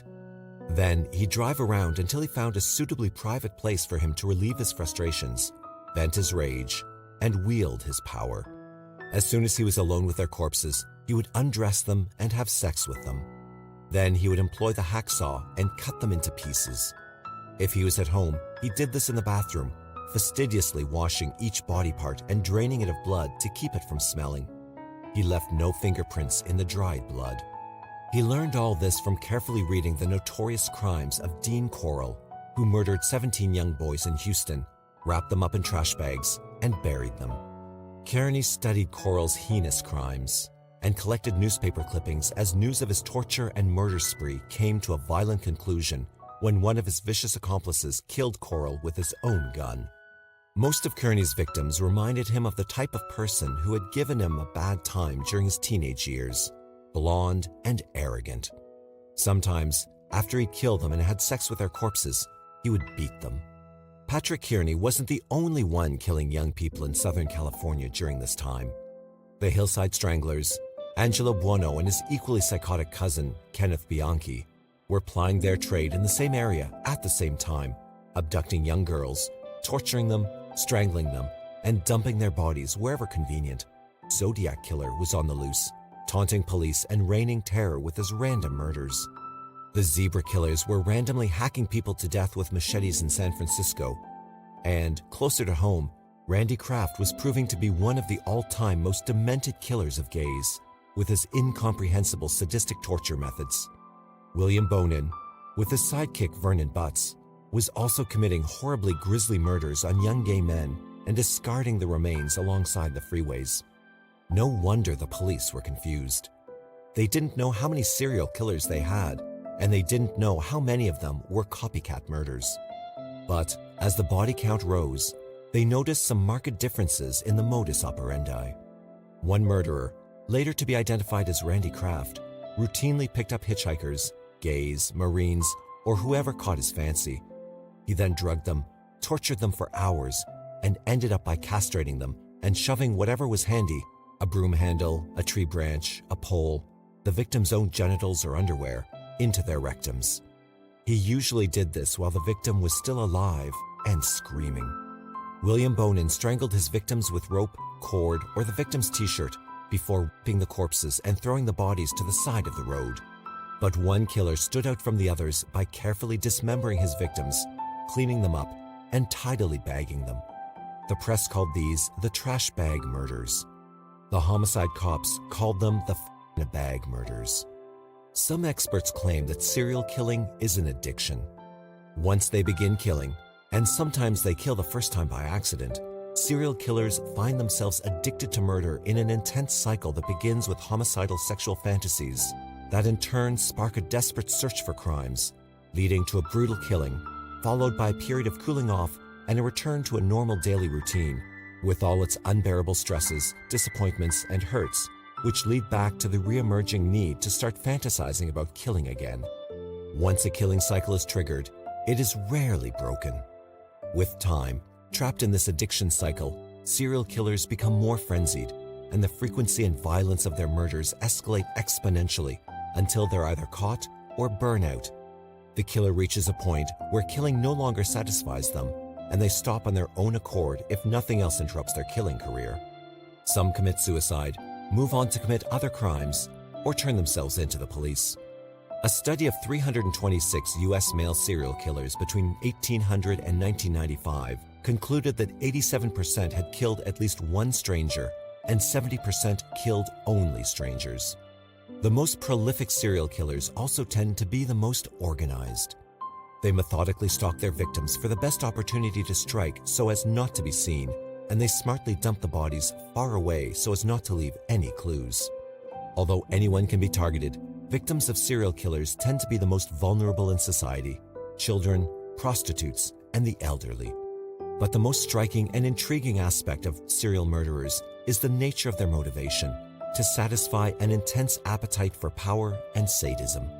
The serial murderer tends to kill not for love, money, or revenge, but just for the fun of it, because it makes him feel good. Because John LeMay told his neighbor that he was going to visit someone named Dave in Redondo Beach, police equated that name with a name that regularly appeared in the sign-in sheets at the gay bathhouses, and soon was knocking on the door of the modest Kearney Hill home in Redondo. Kearney and Hill welcomed them in and seemed to be relaxed, concerned about the missing boy, and totally innocent. While there, though, investigators helped themselves to a few carpet fibers, because for the first time in a trash bag murder, carpet fibers had been caught up in the nylon filament tape used to seal the bags. The fibers matched. As soon as the police left, Kearney destroyed all the files he'd kept on Dean Coral. The police came back and asked for samples of both Kearney's and Hill's pubic hair, as well as hairs from their dog. The pair cooperated fully. All the fibers and hair matched evidence left on LeMay's body. But when the cops came back again, this time with a search warrant, the couple was gone. Police found a hacksaw with a fresh, clean blade, but little bits of blood and tissue were caught up in the corners. John LeMay's blood and tissue. They found residual blood all over the bathroom, invisible to the naked eye, but clearly there under forensic examination. They found familiar nylon filament tape, and a search of Kearney's office at Hughes Aircraft offered up a source of the exact same trash bags used in what was looking like upward of 20 murders. A good public relations campaign can be hard for a criminal to outrun. Most notably, victims' families use public relations as a tool to ferret out information from the public and to keep pressure on the investigative bodies. Tearful press conferences, like those the families of Lacey Peterson, Natalie Holloway, and Brooke Wilberger held, keep the story in the public eye and keep the local police on their toes. Amber Alerts and the America's Most Wanted television show turned citizens into amateur sleuths. Rewards, like those posted by families or by Oprah Winfrey, tend to capture the attention of the viewing public, an outgrowth of which is a better informed citizenry and fewer places for a fugitive to hide. The Hillside Strangler Investigation Task Force was construed as a public relations vehicle. The Los Angeles Police Department, going through the usual high-profile motions to reassure the public, set up a special task force which included the investigating officers from the Glendale Police Department and the Los Angeles Sheriff's Department. Not that they had anything new to go on, but all the busy commotion and news conferences looked good on television. The pressure was on Kearney and Hill, too, with their photographs posted on posters. When the heat was clearly on, Kearney and Hill flew to El Paso, Texas, but knew that life on the lam was not for them. The cops knew who they were and what they looked like. At the behest of relatives, the pair returned to California, and at 1:30 p.m. on July 1, 1977, walked into Riverside County Sheriff's Office, pointed at a wanted poster with their pictures on it, and said, "We're them." They were booked on suspicion of 2 murders and had been wanted for questioning in connection with 6 other slayings. They were arraigned on the 2 murder charges. Bail was set at $500,000 each. Kearney cooperated fully with the police. He said the murders excited him and gave him a feeling of dominance. The idea of hurting and killing someone sounded sexually exciting. When officers grilled him about picking up Marines and feeding pills and booze to his victims, they got a blank look from him. They persisted, wanting to know if he had ever put anything but his penis into his victims' rectums. He used towels to keep the bodies from leaking all over his bathroom before he dismembered them, Kearney told them. The police persisted, hoping to put to rest more of their freeway mysteries. How about torture? Did he ram anything into an anus for the sheer pleasure of it? Recognition crossed Kearney's face and he shook his head. "I am not the wooden stake," he said.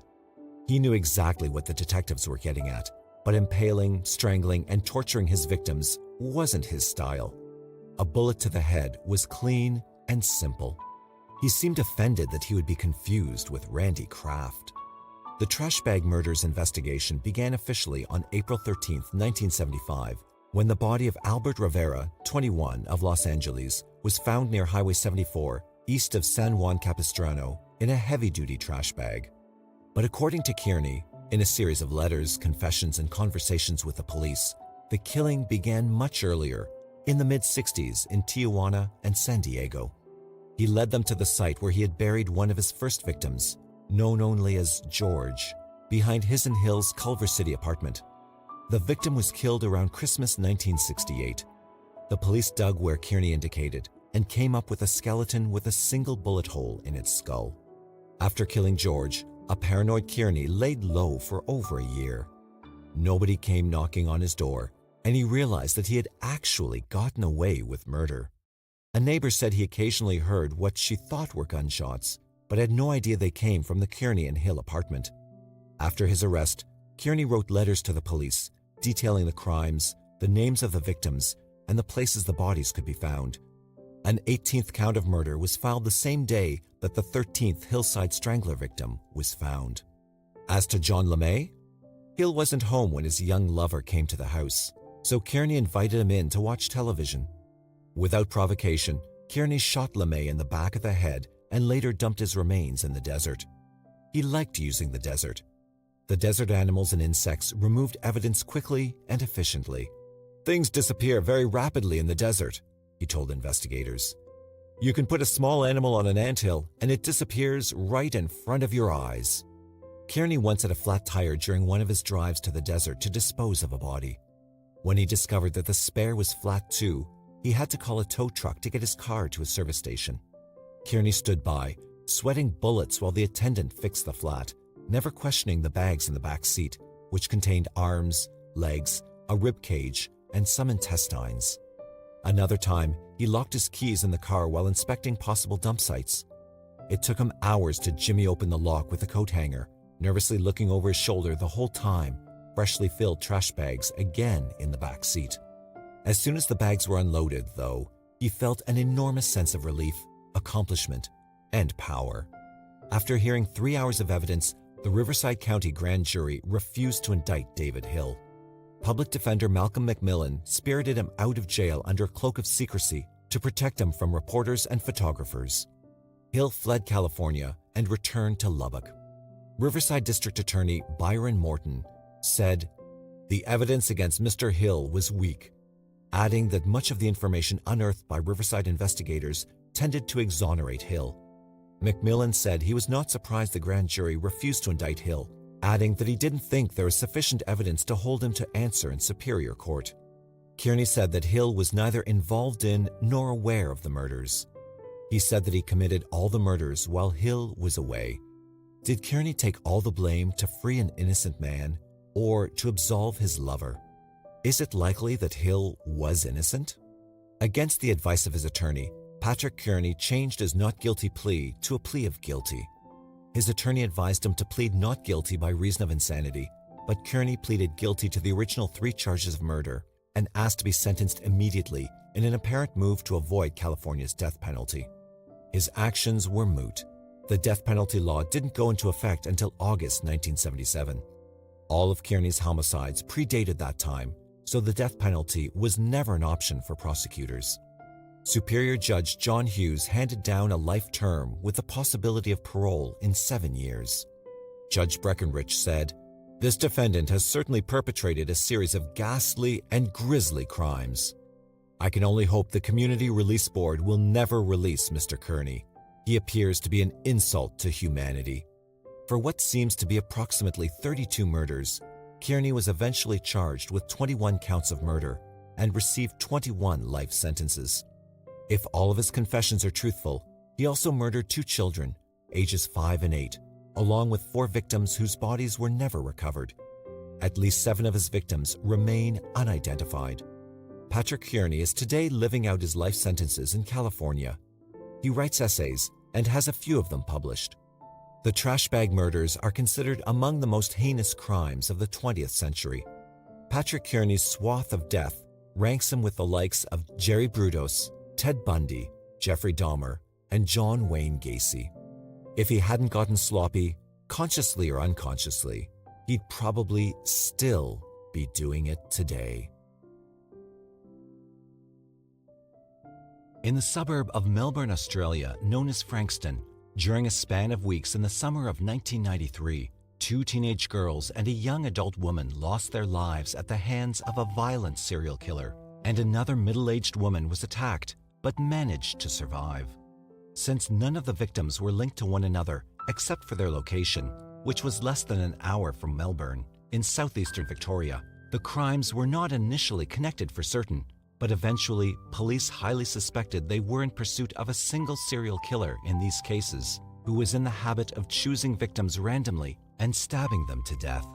The community would soon find out that the killer was someone who had lived among them for a while, a 21-year-old man named Paul Charles Denyer.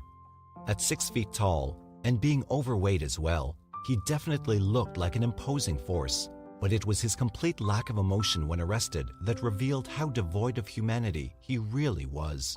While some have described Denyer as resembling Canadian actor John Candy, who was famous for his role in numerous comedies such as Planes, Trails and Automobiles, The Blues Brothers, Uncle Buck, and Cool Runnings, and 40 other films, the similarities stopped at the physical level. Denyer was no animal lover, nor a family man as his celebrity look-alike had been. In fact, Denyer's history involves the same telltale signs as many other serial killers, animal abuse being prominent in his childhood. As for movies, Denyer much preferred those centered around blood and gore rather than comedy, supposedly watching and rewatching many times films like The Stepfather, Halloween, and Fear. He admitted to the police that he had had the urge to kill for the better part of his adolescence, claiming since just 14 years of age, "I've always wanted to kill, waiting for the right time, waiting for that silent alarm to trigger me off." This culminated 7 years later.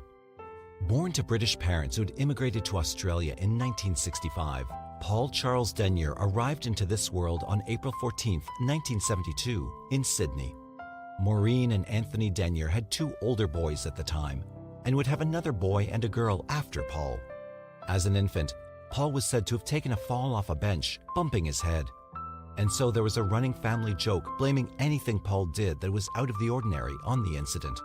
While that teasing occurred at home, in school, Denyer at first struggled to socialize with others in kindergarten, even though he seemed to adjust by the end of the year. Even so, the family's move in 1981 was not an easy adjustment for Denyer. The move had been brought about by Anthony Denyer's work. He was taking a management position at the Steak Place on Centre Road in South Oakley, which was on the Frankston train line. While all of the Denyer children had a hard time leaving Campbellton, Paul Denyer was said to be a completely different child at his new school, Northvale Primary. He was described as a loner, as lacking self-confidence, and as being unmotivated in his studies. His physical characteristics didn't help Denyer blend in much either. He was noticeably tall and also much heavier than other kids. His interests also put him at odds with the norm, collecting knives and homemade slingshots, as well as clubs. Using a homemade knife, Denyer slit the throats of his sister's teddy bears. As if destroying his siblings' toys were not disturbing enough, he moved on at 10 to stab and slit the throat of the family's kitten with his brother's pocket knife, proceeding to hang it then from a tree in their backyard. Later on, it came about that Denyer had also treated a friend's cat in a similar manner, slaughtering it, and then he slit the throats of its kittens. Multiple counts of animal cruelty. He even allegedly slaughtered and dismembered 2 goats in a paddock next door to his last place of employment, a marine workshop. He was fired, though, as his employer felt he didn't spend much time working and instead poured his time into a hobby of making knives at the job site. Other crimes started piling up on Denyer's record as he entered his teens, including car theft, although he was only given a warning for that. Just a couple of months later, he was charged with a false report of a fire, theft, and willful damage. He was in trouble again and again. The crimes became more specifically violent against humans, and at age 15, he was charged with assault when he coerced another boy to masturbate publicly.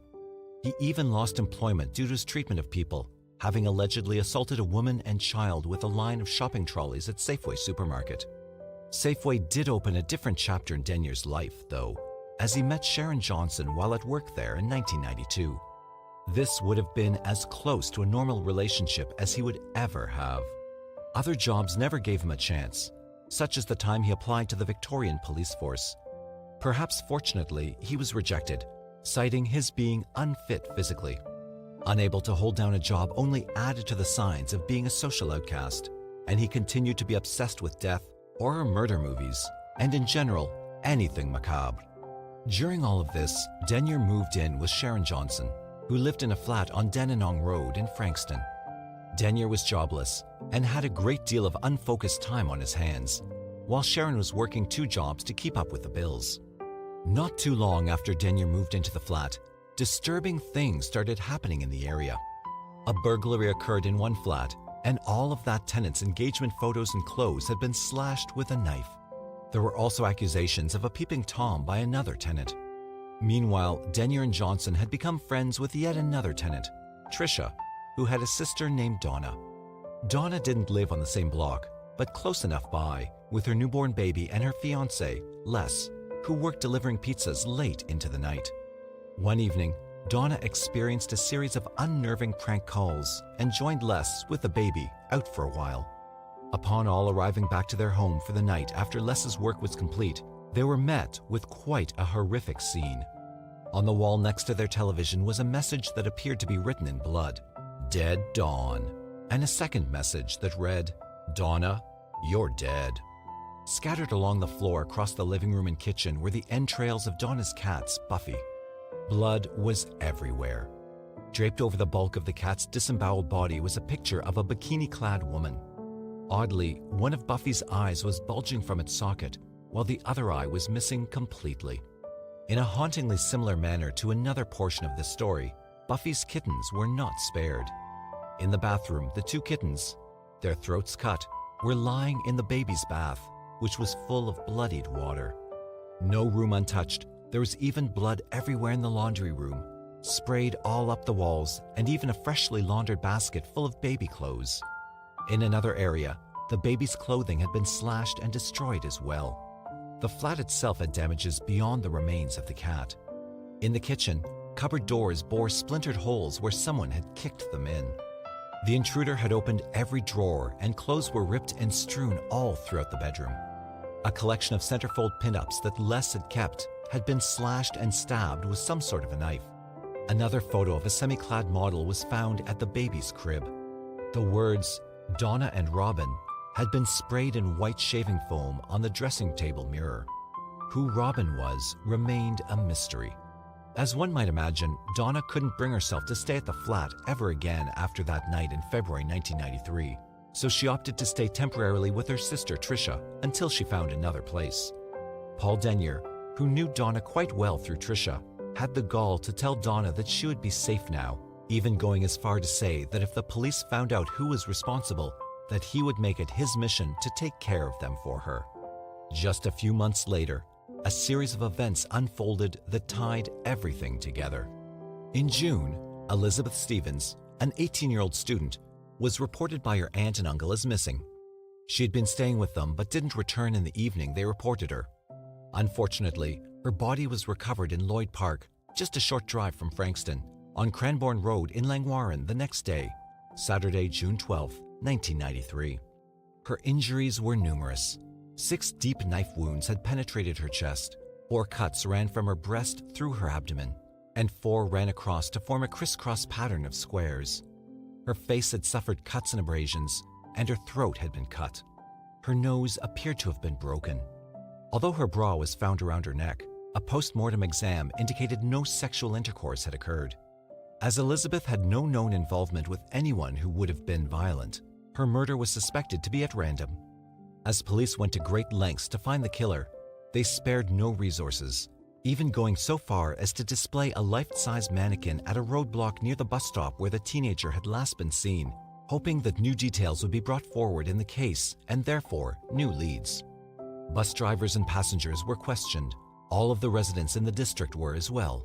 Even the local libraries were investigated, but no one seemed to know anything more.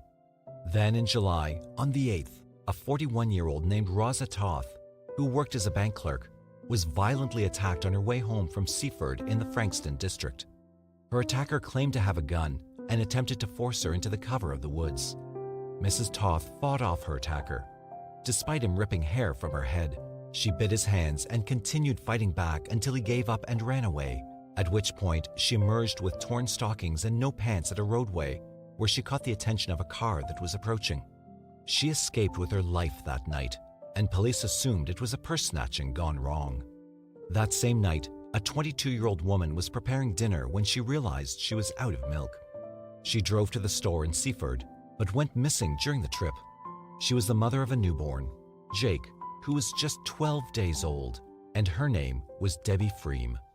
It wasn't until the 12th, 4 days later, that her body was found by a local farmer in Carrum Downs. Debbie Freem had been stabbed a total of 24 times along her chest, neck, head, and arms, and also was strangled. But, like the first victim, she had not been sexually violated.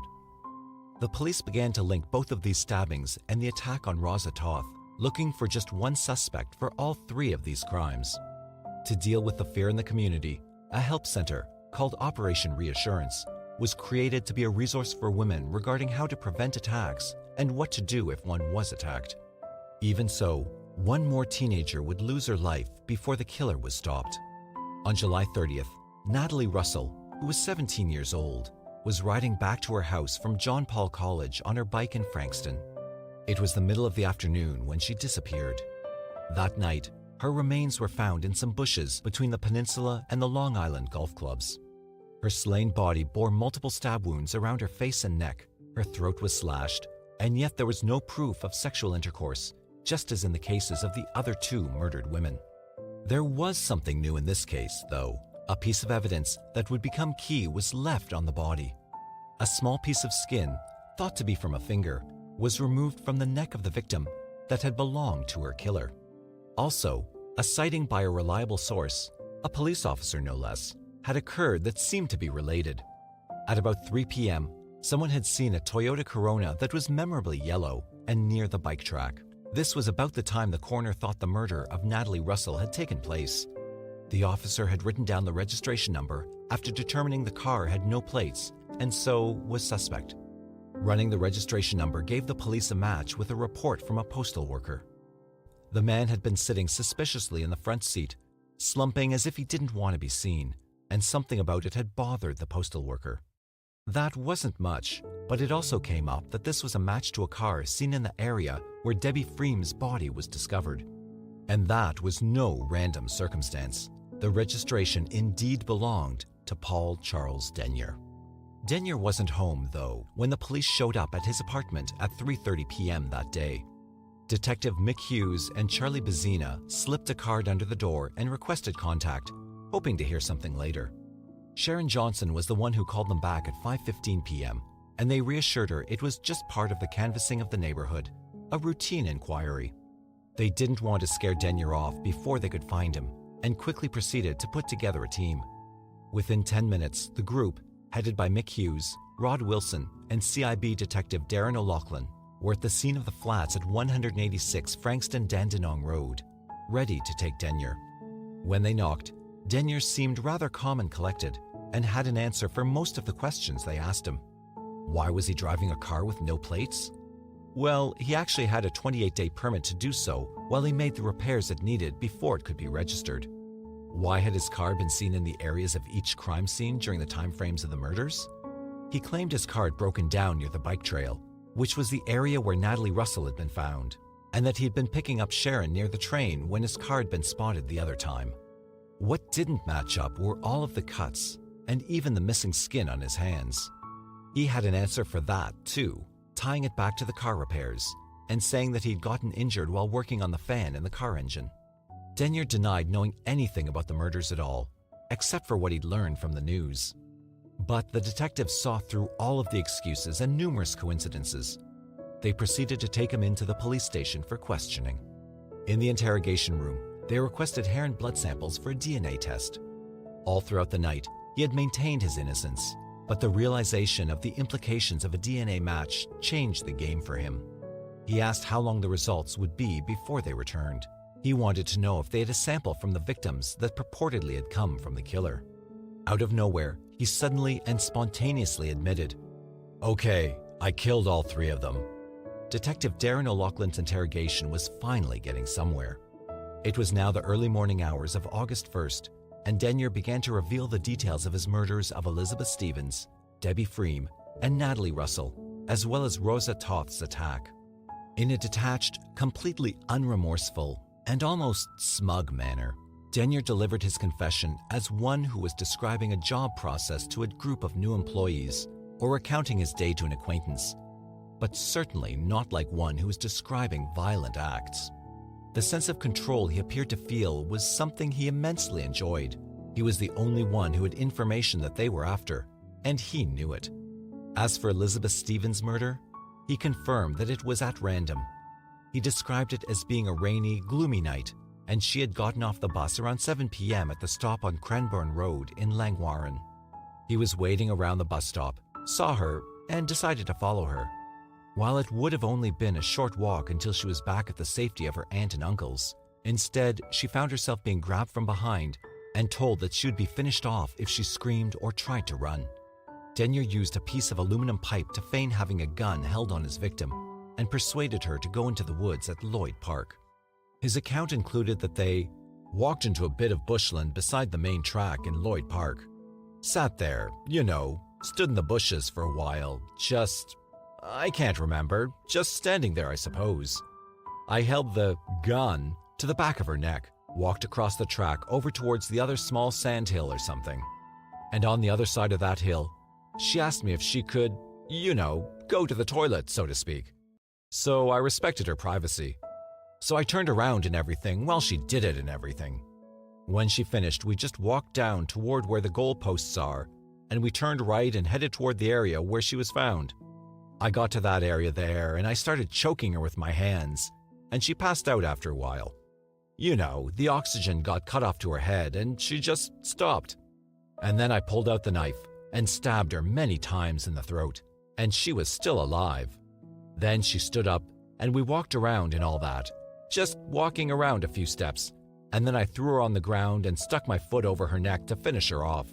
He continued in his straightforward manner, despite how gruesome the details became. The interrogation video has an account of him showing detectives just how he strangled Elizabeth, employing his thumb into her throat, and how he had stabbed her throat. He even remembered in clear detail the trauma signs Elizabeth displayed right before her death in the form of shaking. But he continued to recount all of this without any emotion. And the motive for all this violence? Denyer stated that he just wanted to kill. Just wanted to take a life because I felt my life had been taken many times. Immediately after her death, Denyer had then left Elizabeth Stevens' body near the drain and disposed of the knife, now in pieces and which he had made himself, along his route back home. Of course, this wasn't the only crime in which he had made use of his fake gun or homemade knives. He also confessed in detail to the July 8th incident with Mrs. Toth, having also come up from behind her after following her from the station in Seaford, and having placed his hand over her mouth to ensure she didn't scream. Instead, Mrs. Toth had bit his finger through to the bone as she put up a fight that ultimately ended up with her being able to escape him. Mrs. Toth at first couldn't get the attention of any passing cars, and Denyer had initially not given up, chasing after her and grabbing her by the hair. He tried similar threats as he had used on Elizabeth. "Shut up or I'll blow your goddamned head off." And Mrs. Toth supposedly nodded and started to go with him, until she tried again to escape and successfully caught the attention of another car. At this point, Denyer left to evade being caught. And what would he have done if he had been successful in getting her to go with him? "I was just going to drag her into the park and kill her. That's all." That same night, he went back to the train station and got on as if nothing had happened, heading toward Frankston and departing the bus at Kananook. It was nearby this station that Debbie Freem was on her milk run, stepping out of her gray Pulsar, which Denyer decided to enter via the rear door and crouch down to wait. She got in, unaware, and began to drive. It was at that time Denyer began to use his fake gun routine to gain control of the situation. "I waited for her to start up the car so no one would hear her scream or anything," Denyer conveyed. "And she put it into gear, and she went to do a U-turn. I startled her just as she was doing that turn, and she kept going into the wall of the milk bar, which caused a dent in the bonnet. I told her to, shut up or I'd blow her head off and all that." He even admitted to noticing the baby car seat in the back when the police asked him if anything was in the back seat, and so the knowledge that she was the mother of a small child did not even deter him.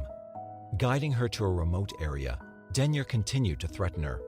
"I told her when we got there if she gave any signals to anyone, I'd blow her head off. I'd decorate the car with her brains." The terrified woman drove until she was told to pull over by a stand of trees. In the darkness and cover of the woods, he presented a new addition to his collection of tools, a simple cord. I popped it over her eyes real quickly, so she didn't see it, because I was going to strangle her, but I didn't want her to see the cord first. I lifted the cord up and said, "Can you see this?" And she just put her hand up to grab it to feel it, and when she did that, I just yanked on it real quickly around her neck. And then I was struggling with her for about 5 minutes. After strangling Debbie with the cord until she was all but lifeless, he proceeded to use his knife to stab her in the neck and chest. "She started breathing out of her neck, just like Elizabeth Stevens," he told the detectives. "I could hear bubbling noises, Just as Mrs. Toth had, Debbie fought for her life, but the isolated area gave her little chance to overcome her attacker. He was recorded as saying, "Yeah, she put up quite a fight, and her white jumper was pulled off during that time as well. I just felt the same way I did when I killed Elizabeth Stevens." As the single stab to the stomach was noticeable, the police inquired about that specifically. "I lifted her up top and then plowed the knife into her gut. I wanted to see how big her boobs were." He said that when he saw Debbie's bare stomach, he just lunged at it with the knife. When it was obvious Debbie was no longer alive, he disposed of her body in the trees, covering it with some branches which he said he broke off himself from the surrounding trees. Realizing that he had dropped his knife, he spent some time, perhaps 5 minutes, searching the area until he recovered it and took it with him. He actually used Debbie Freem's car to get back closer to home, leaving it to walk the rest of the way. Once there, he called Sharon, who was at work, and arranged to meet her to pick her up at the Kananook railway station where the incident had all begun. But why had he killed Debbie Freem? "Same reason why I killed Elizabeth Stevens. I just wanted to," came the chilling answer. It was not until the next morning that Denyer had seemed to think anything of the other contents of the car he had abandoned. He actually had the guts to go back to it in order to retrieve certain items: the milk, eggs, chocolate, and cigarettes, which had all been from the milk bar, and Debbie's purse. He intended to dispose of all these, dumping the milk and eggs, burning the cartons, and burying the purse in a golf course. Obviously aware that his possession of any evidence could lead to his being caught, he hid the knife parts in the flat's laundry room air vent. Yet he admitted all this freely now. This golf course would be the same one near where he killed Natalie Russell, along the bike track. This was no coincidence, though, and police were about to learn of one major difference between the previous attacks and this final one.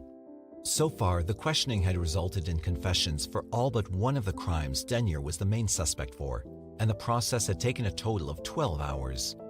If what had been shared so far wasn't enough to convince everyone that Paul Denyer was beyond all hope of being human and needed to be locked up for life and stripped of all freedoms, then what he was about to share would certainly ensure his fate was sealed.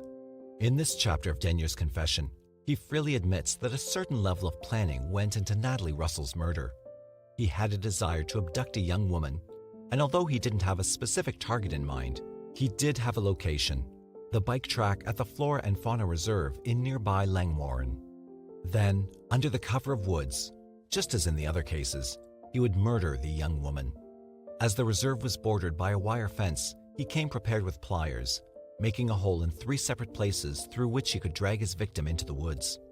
He did this much earlier in the day and then returned to the site in the afternoon. He only had to wait about 20 minutes after he arrived at 2:30 before a young woman entered the path off the road from John Paul College. She wore a blue school uniform. Following his victim and armed with another homemade knife and leather strap, he told the investigators, "I stuck about 10 yards behind her until I got to the second hole. And just when I got to that hole, I quickly walked up behind her and stuck my left hand around her mouth and held the knife to her throat. And that's where that cut happened. I cut that on my own blade." He explained his thumb with the missing skin. As Natalie struggled, he threatened her, and then she supposedly started to offer him things in exchange for her life. She said, "You can have all my money, have sex with me and things." Just said disgusting things like that, really. He did not realize how perverse it was that he would be so disgusted by the victim he was attacking. This was the only emotion he seemed to show throughout all of the interviews, unless you count the almost sense of pride he gave off. The cut on her face happened as Denyer compelled Natalie to kneel in front of him and then lie down, as he held the knife near her eye. He held her by the throat, and she struggled, and he cut her face as she managed to stand back up. She screamed. And I just said, "Shut up, shut up, shut up, shut up!" And, "If you don't shut up, I'll kill you. If you don't do this, I'll kill you. If you don't do that."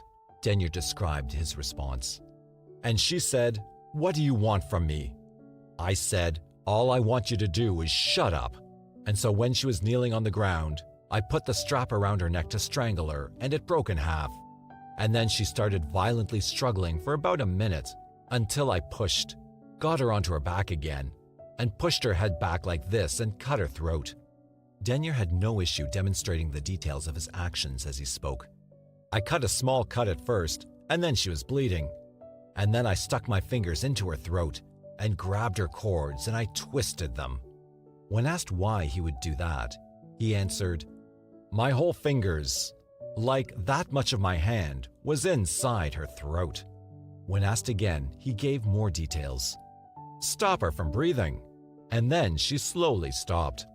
She sort of started to faint, and then she was weak. A bit weaker. I grabbed the opportunity of throwing her head back and one big large cut which sort of cut almost her whole head off. And then she slowly died. While most can imagine the job of a detective can be tough, listening to the confessions and working at scenes of a serial killer brought the detectives through such a dark side of humanity, it was hard to keep composure to finish the interrogation. Yet they asked, for the sake of thoroughness, "Why did you kill her?"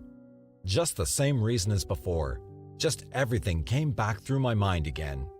I kicked her before I left."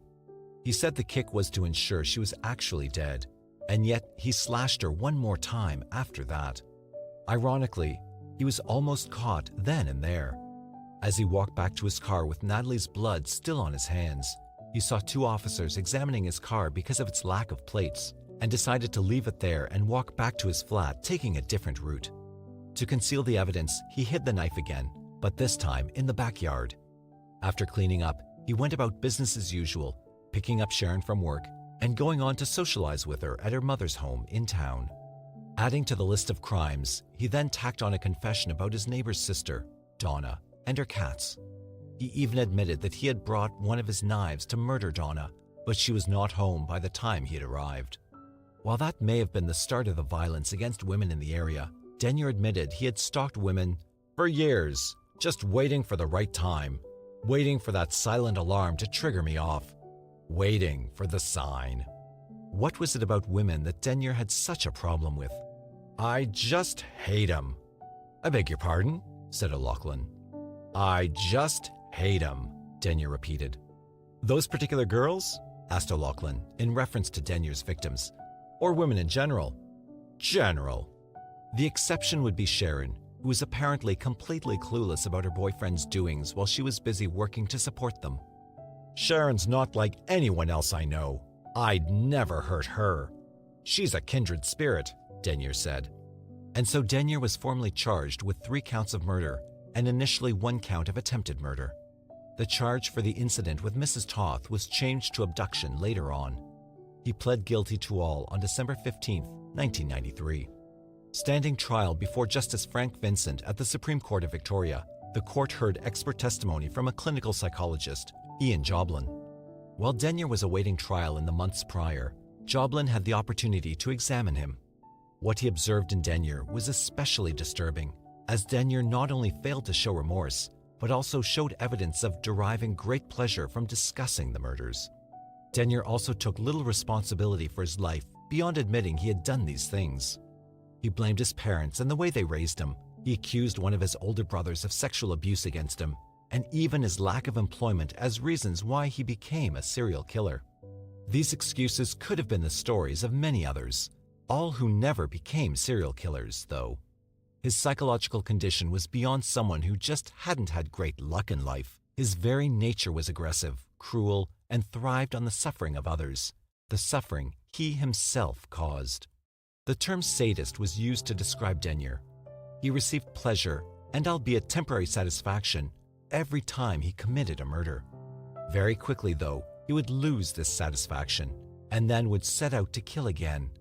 There was no cure for such a person or hope for them to readjust to society. With this and all of the murder evidence, along with his confession, Denyer was sentenced on December 20th of the same year the murders took place. He was given 3 terms of life imprisonment, plus 8 years for the abduction charge, and no parole was set. Acknowledging the suffering of the community as a whole, the judge said, "The fear you have caused to thousands of women in the community will be felt for a long time. For many, you are the fear that quickens their step as they walk home, or causes a parent to look anxiously at the clock when a child is late." To the dismay of many, especially the victims' families, Denyer won an appeal to the full court of the Supreme Court of Victoria. On July 29, 1994, his parole period was set at 30 years, which was still the highest set on record, besides that of Ashley Colston, who also murdered 3 people at age 35. Without a sentence of lifetime imprisonment, they could see a day when the Frankston serial killer would be released and just 50-some years old. Definitely still a threat to the community, considering mental health experts are unable to offer anything that could change such a person's bent towards violence and darkness. In September 1978, Rodney Alcala was a winning contestant on Chuck Barris's The Dating Game. Barris would later claim the show was a front for his work with the CIA. Alcala's tale is at least as lurid. The game show had recently been revamped to be more suggestive. It was as corny as ever. Alcala, with his long hair, leisure suit, gold chain, earrings, and pushy charms, fit the part perfectly.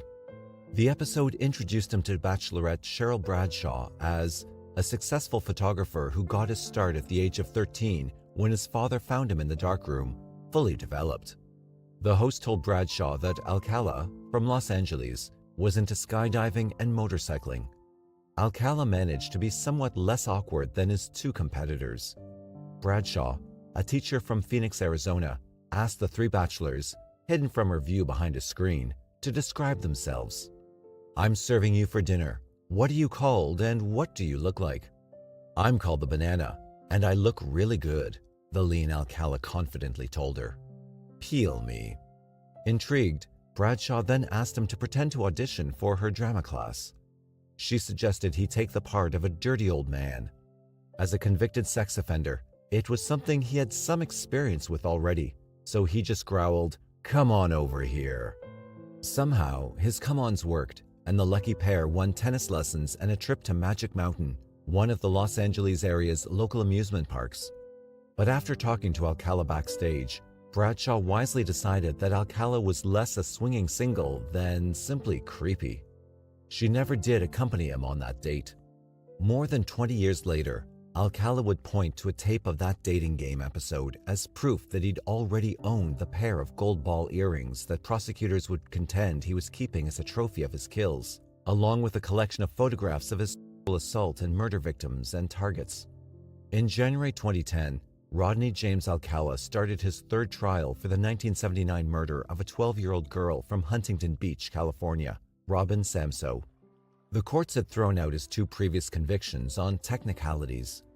Thanks to developments in DNA and blood evidence technology, in the 2010 trial, prosecutors would also charge him with the assaults and death of Jill Barcombe, Georgia Wickstead, Charlotte Lamb, and Jill Parento.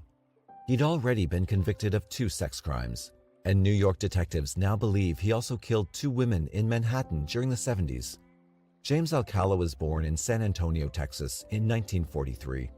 By the time he was 12, he and his mother and sisters were living in suburban Los Angeles. His father had run off. Alcala joined the army when he was 17 and served as an army clerk, but he only lasted a few years. In 1964, he had a nervous breakdown. A military psychiatrist described him as an antisocial personality. Discharged, he returned to Los Angeles and enrolled at UCLA, where he received a Bachelor of Fine Arts degree in 1968. That same year, he abducted and nearly killed an 8-year-old girl. Tally S., as the press would know her, was on her way to school in Hollywood when a passerby saw Rodney Alcala lure her into his car on Sunset Boulevard. The witness followed Alcala and the girl to his DeLongpre Avenue apartment and called the police. By the time officers arrived on the scene, Alcala had bashed the girl's skull with a metal pipe and raped her. When they knocked, he stalled and snuck out the back, leaving the child nearly dead, surrounded by photography equipment. Los Angeles police detective Steve Hodel investigated. He says professors at UCLA told him he must have the wrong guy. They just couldn't imagine that the well-spoken, sophisticated art student could have committed such a crime. Alcala fled Los Angeles to New York to evade arrest. Under the name John Berger, Alcala balanced a playboy lifestyle with coursework at New York University, including a film class taught by future sex offender Roman Polanski. If NYPD investigators are right, Alcala also followed his crimes against Tallies with another attack, this one deadly. On June 12, 1971, someone raped Cornelia Michael Crilly and strangled her with her own nylon stockings, leaving her dead in her apartment at 427 East 83rd Street.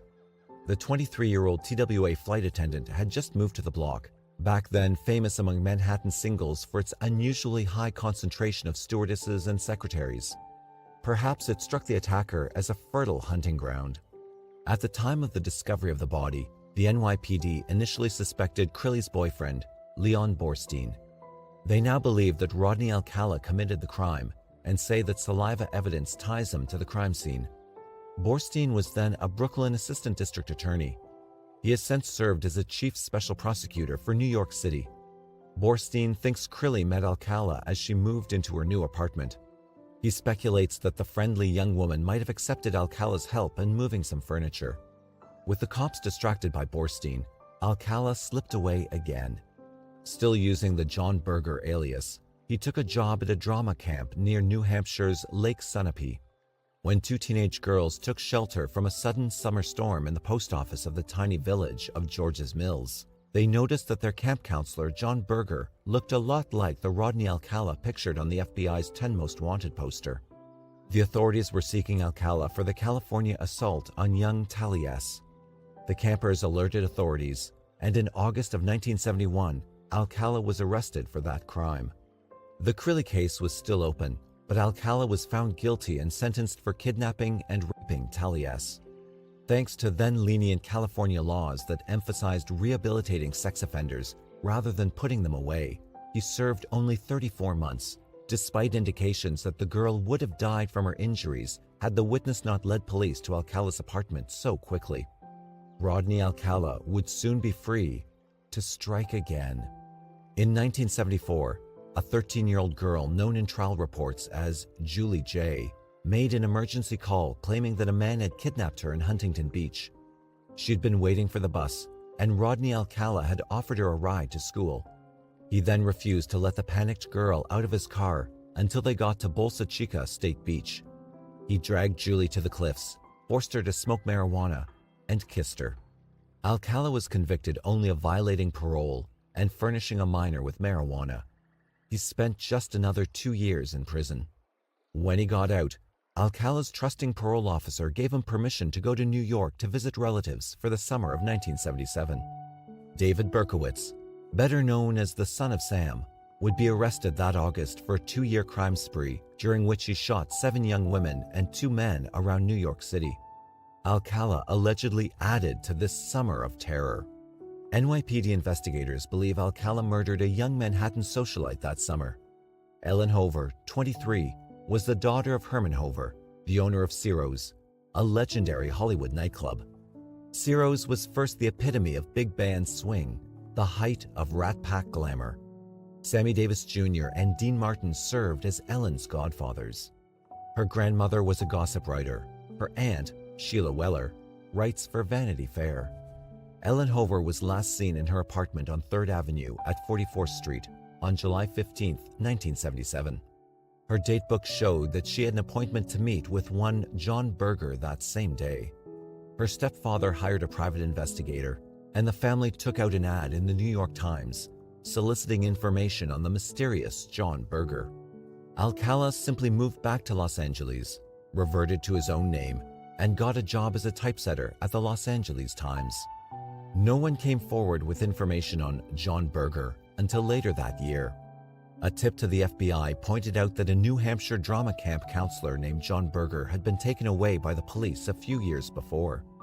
The FBI finally connected the dots and questioned Alcala in Los Angeles.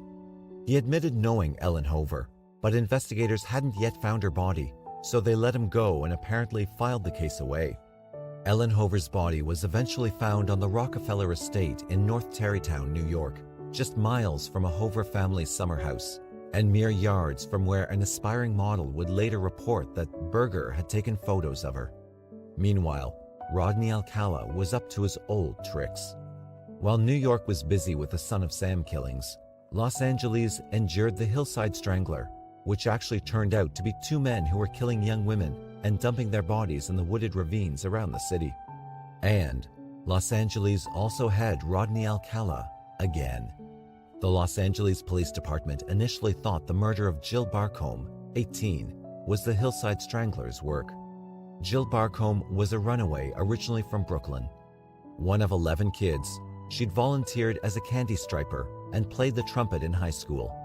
She was barely 5 feet tall and weighed less than 100 pounds when her abductor picked her up on Sunset Boulevard. Her lifeless body showed up on a service road off Mulholland Drive, near Marlon Brando's home, in November 1977. The discovery of Barcombe's corpse interrupted a film shoot. She was nude, kneeling as if she'd been deliberately posed. Her skull had been crushed, probably with a bloodied rock found nearby. She'd been assaulted and she'd been strangled 3 times, with a belt, with her pantyhose, and with one of her pants legs. Investigators now say that DNA evidence at the scene matches Alcala. The Hillside Strangler Task Force eventually followed Alcala to his mother's home, interviewing him there in March 1978. They were questioning all sex offenders in the area. They didn't actually suspect him of the killings, but did charge him with possession of a small amount of marijuana. He was out of jail on the drug charge by the end of June. Soon after, he appeared on the dating game. But Rodney Alcala had already claimed other victims. In December 1977, Georgia Wicksted, a 27-year-old nurse, was discovered dead in her Malibu apartment. This was just a month after Jill Barcombe's murder, and a mere few days after the FBI had questioned Rodney Alcala regarding Ellen Hover's death in New York earlier that year. Wicksted, 27, was last seen when she drove another nurse, Barbara Gale, home from a bar. When she didn't show up for work the next day, Gale and her co-workers reported her missing. Police arrived at Wicksted's apartment to find signs of forced entry. Wicksted was posed naked on her bedroom floor, strangled with her nylons. She'd been assaulted, and her skull had been bashed in, apparently with a nearby hammer. Prosecutors now say DNA evidence and a handprint found at the scene match Alcala's. Rodney Alcala's crimes seemed to have been falling into a pattern, but no one saw it at the time. In June 1978, Charlotte Lamb, a 32-year-old legal secretary from Santa Monica, was found dead under similar circumstances in the laundry room of the apartment complex where she was living in El Segundo. She'd been assaulted, beaten, and strangled with a shoelace, and was posed with her hands behind her back. DNA at the scene would once again turn out to match that of Rodney Alcala, and DNA on a pair of earrings found in his storage locker after Robin Samso's murder would eventually prove to match Lamb's DNA. Alcala had been interviewed by the Hillside Strangler Task Force in conjunction with Jill Barcombe's death just weeks before he allegedly raped and killed Lamb. There would be more. In February 1979, Rodney Alcala later confessed, he picked up a 15-year-old hitchhiker in Riverside County. He drove Monique H. to his apartment, and they engaged in intercourse, supposedly with her consent. In the morning, they drove to the mountains. Alcala took nude photos of her, as well as several of the two of them simulating sex acts. But he scared her. She screamed and tried to get away. He tied her up, beat, and raped her. In his confession, he would claim that it hadn't been planned and that things had gone wrong. He'd lost control of the situation. He drove her back to Riverside. From a motel, she called the police to report the rape and kidnapping. Rodney Alcala's mother posted bail, and he would strike again. In June 1979, Jill Parenteau, a 21-year-old computer key punch operator, left work early to go to a baseball game. When she didn't make it to work the next day, police went to her Burbank apartment to investigate. They once again found a scene of forced entry and a woman dead. Parenteau was dead, naked on her bathroom floor. She was posed with pillows under her shoulders. She'd been assaulted, beaten, and strangled. Her killer cut himself crawling in a window. Blood evidence matching that of 3% of the population did not rule out or confirm Rodney Alcala as the perpetrator. Parenteau's friend, Catherine Bryant, testified that she and Parenteau had met Alcala at a club several times. The same month that Jill Parenteau was raped and murdered, Alcala allegedly killed an underage girl. On June 20th, 1979, Robin Samsoe, a 12-year-old Huntington Beach girl, was on her way to ballet class. She was late, so she'd borrowed her best friend's yellow Schwinn bicycle. She and the bicycle disappeared that day. Her decomposing body was later found in the foothills of the Sierra Madres.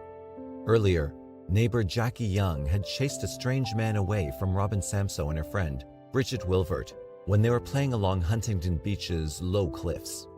According to Young, the man was trying to get little girls in swimsuits to let him photograph them. Young and Wilvert would later provide police with information that helped them produce a sketch that a parole officer would recognize as Rodney Alcala. Tony Esparza, 15, and Joanne Murchland, 14, would later testify that on June 19th at the same beach, a man fitting Alcala's description had offered them marijuana and begged to take their photos for a bikini contest. Several other witnesses, including Lorraine Wirtz and Patty Elmendorf, said that Alcala had accosted them on June 20th. Esparza and Murchland came forward when they saw Alcala on the news. Wirtz was contacted after police found a photo of Wirtz in Alcala's Seattle storage locker. Dana Crappa, then working as a ranger in the Los Angeles National Forest, had testified that she saw a man trying to lead a girl down to a stream the same day that Robin Samsoe disappeared.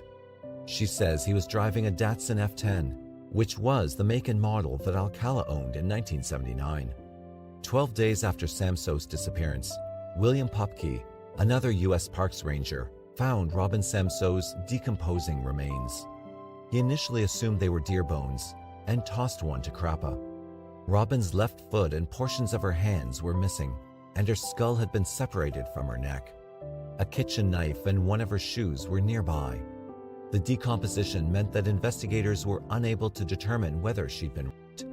On July 24, 1979, police arrested Alcala at his mother's Monterey Park home. They soon charged him with the murder of Robin Samsoe. The story was far from over. When investigators searched Rodney Alcala's mother's house, they found a receipt for a storage locker in Seattle.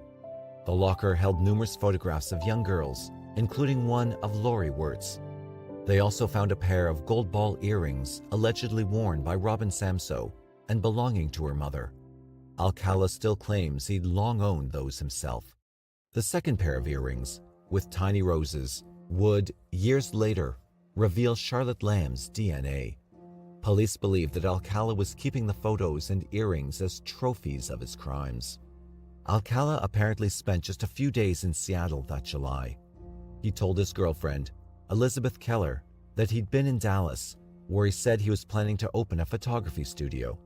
He told other friends and acquaintances that he was moving to Chicago.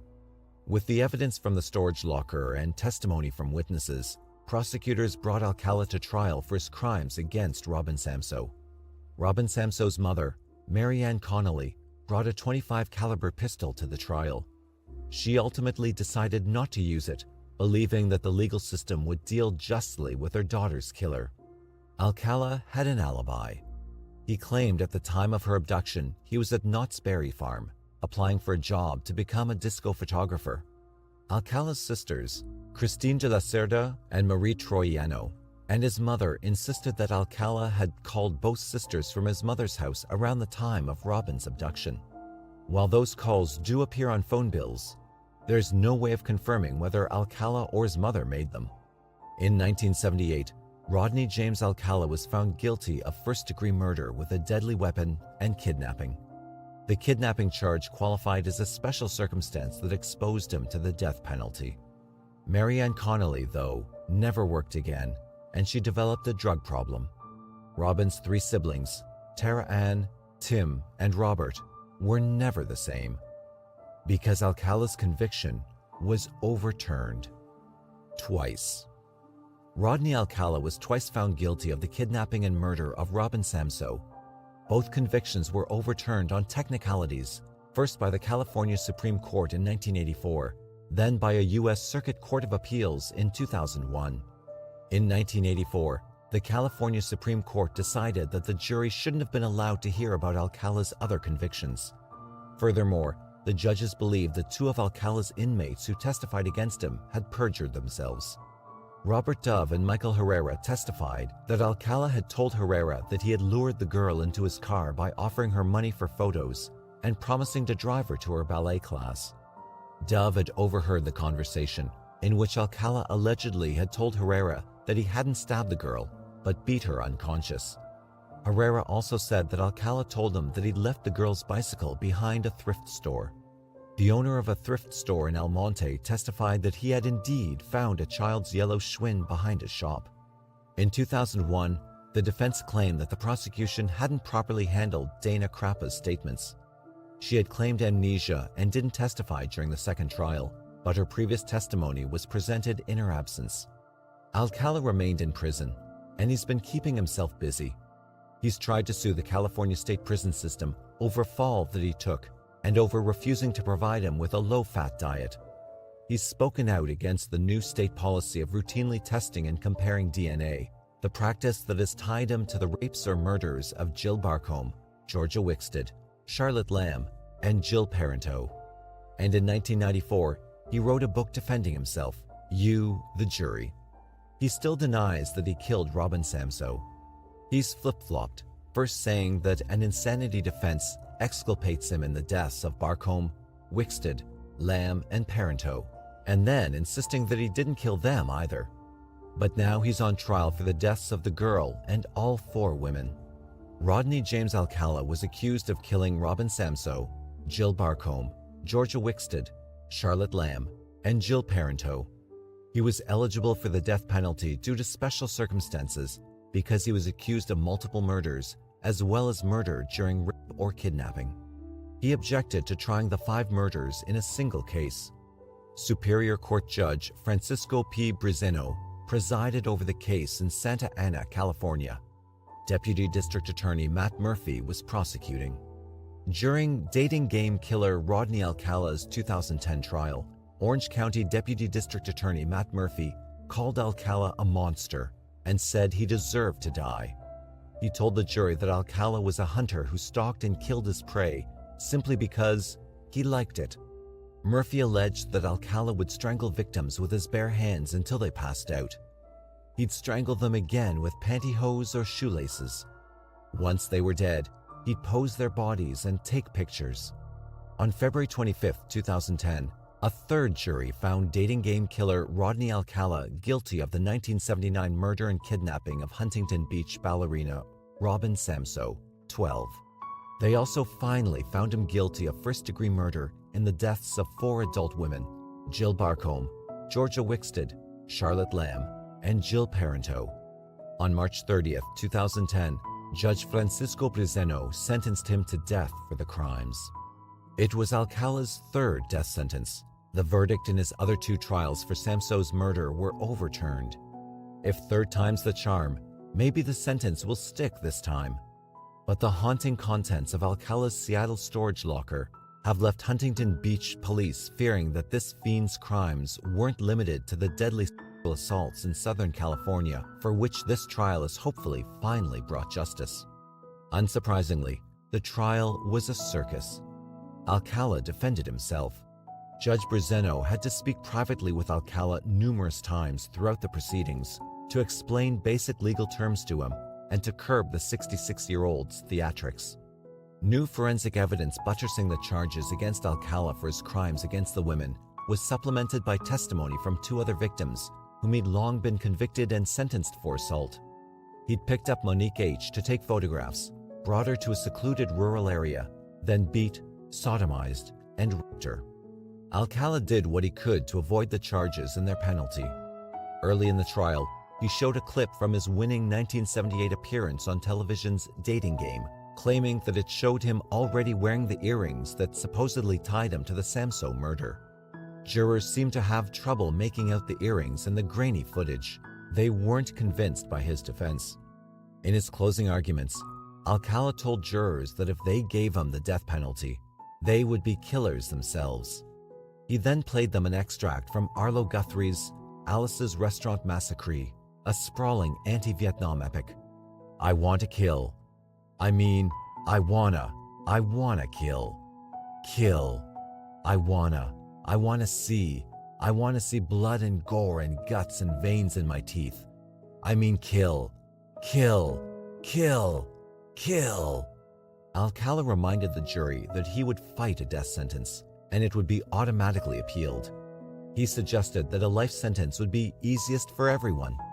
The families of the victims spoke at the sentencing. In 2005, Jill Barcomb's brother Bruce had sent Alcala a present, a copy of Out of the Shadows, a book on sex addiction.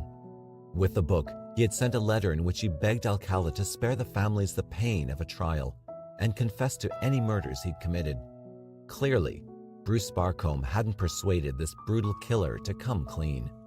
After Alcala was convicted, Huntington Beach detectives released photos from the Shoreline, Washington storage locker where Alcala had squirreled away trophies from his attacks, including photos of many of his victims, as well as earrings that linked him to Robin Samsoe and Charlotte Lamb.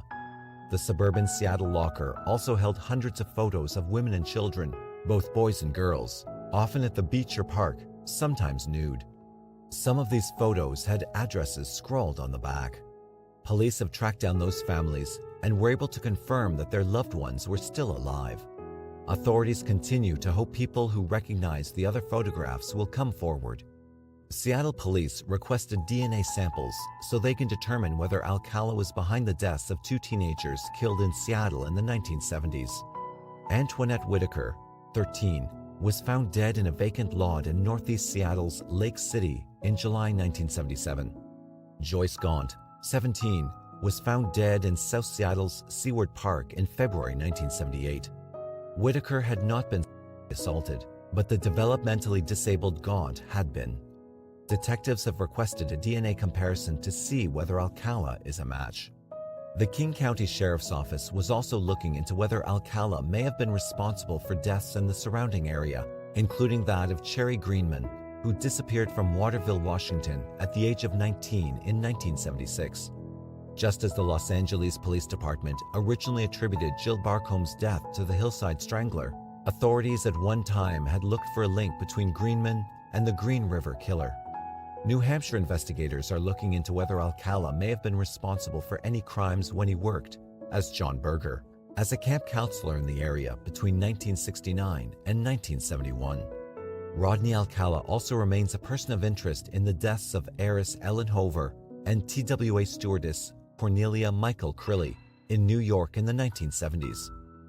In March 2010, the Huntington Beach, California and New York City police departments released 120 of Alcala's photographs and sought the public's help in identifying them in the hopes of determining if any of the women and children he photographed were additional victims.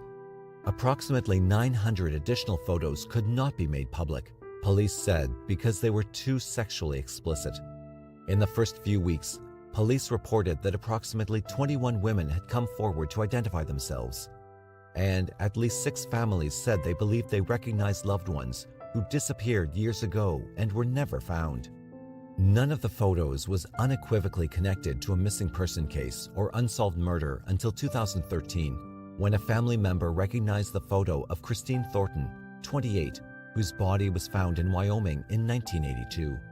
As of July 2021, 110 of the original photos remain posted online, and police continue to solicit the public's help with further identifications. In September 2016, Alcala was charged with the murder of 28-year-old Christine Ruth Thornton, who disappeared in 1977. In 2013, a relative recognized her as the subject of one of Alcala's photos, made public by Huntington Beach PD and NYPD. Her body was found in Sweetwater County, Wyoming in 1982, but was not identified until 2015, when DNA supplied by Thornton's relatives matched tissue samples from her remains. Alcala admitted taking the photo, but not to killing the woman, who was approximately 6 months pregnant at the time of her death.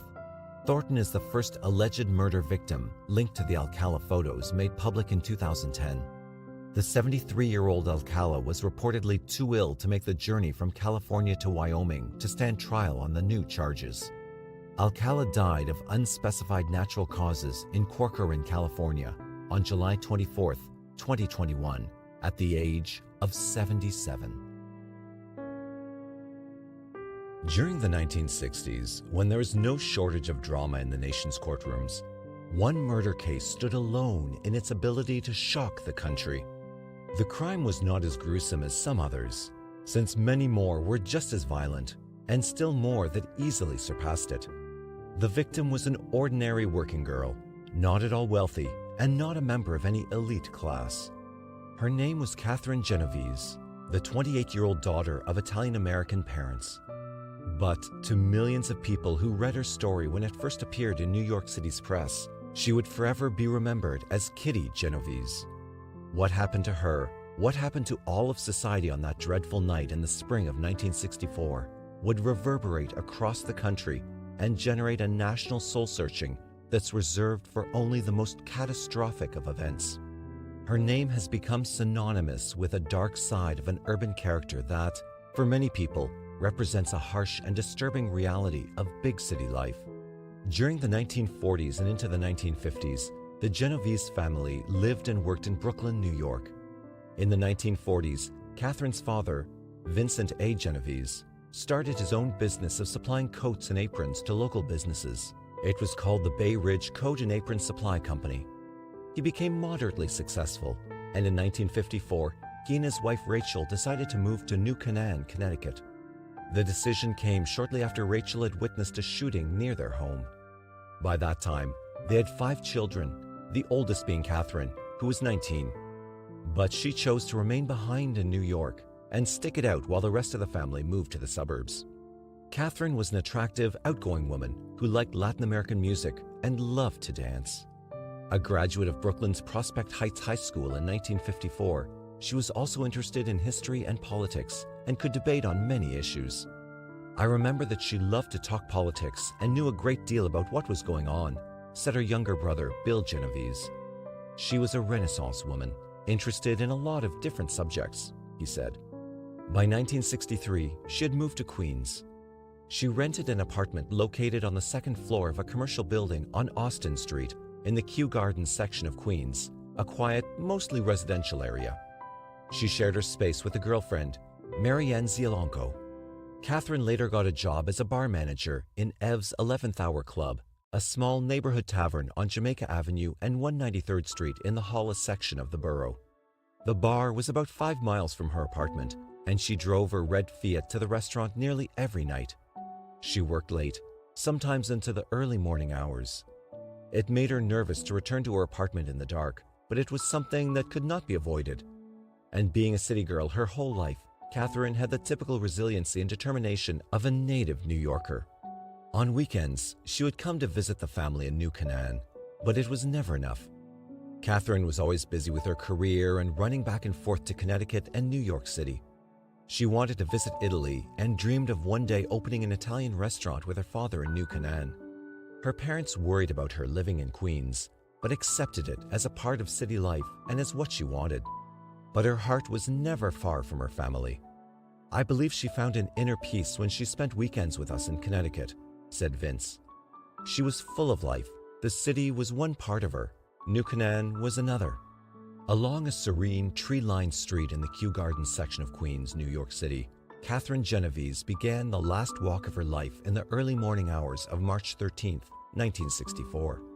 She had just left work, and it was 3:15 a.m. when she parked her red Fiat in the Long Island Railroad parking lot 20 feet from her apartment door at 8270 Austin Street. As she locked her car door, she took notice of a figure in the darkness walking quickly toward her. She became immediately concerned as soon as the stranger began to follow her. As she got out of the car, she saw me and ran, the man told the court later. I ran after her and I had a knife in my hand.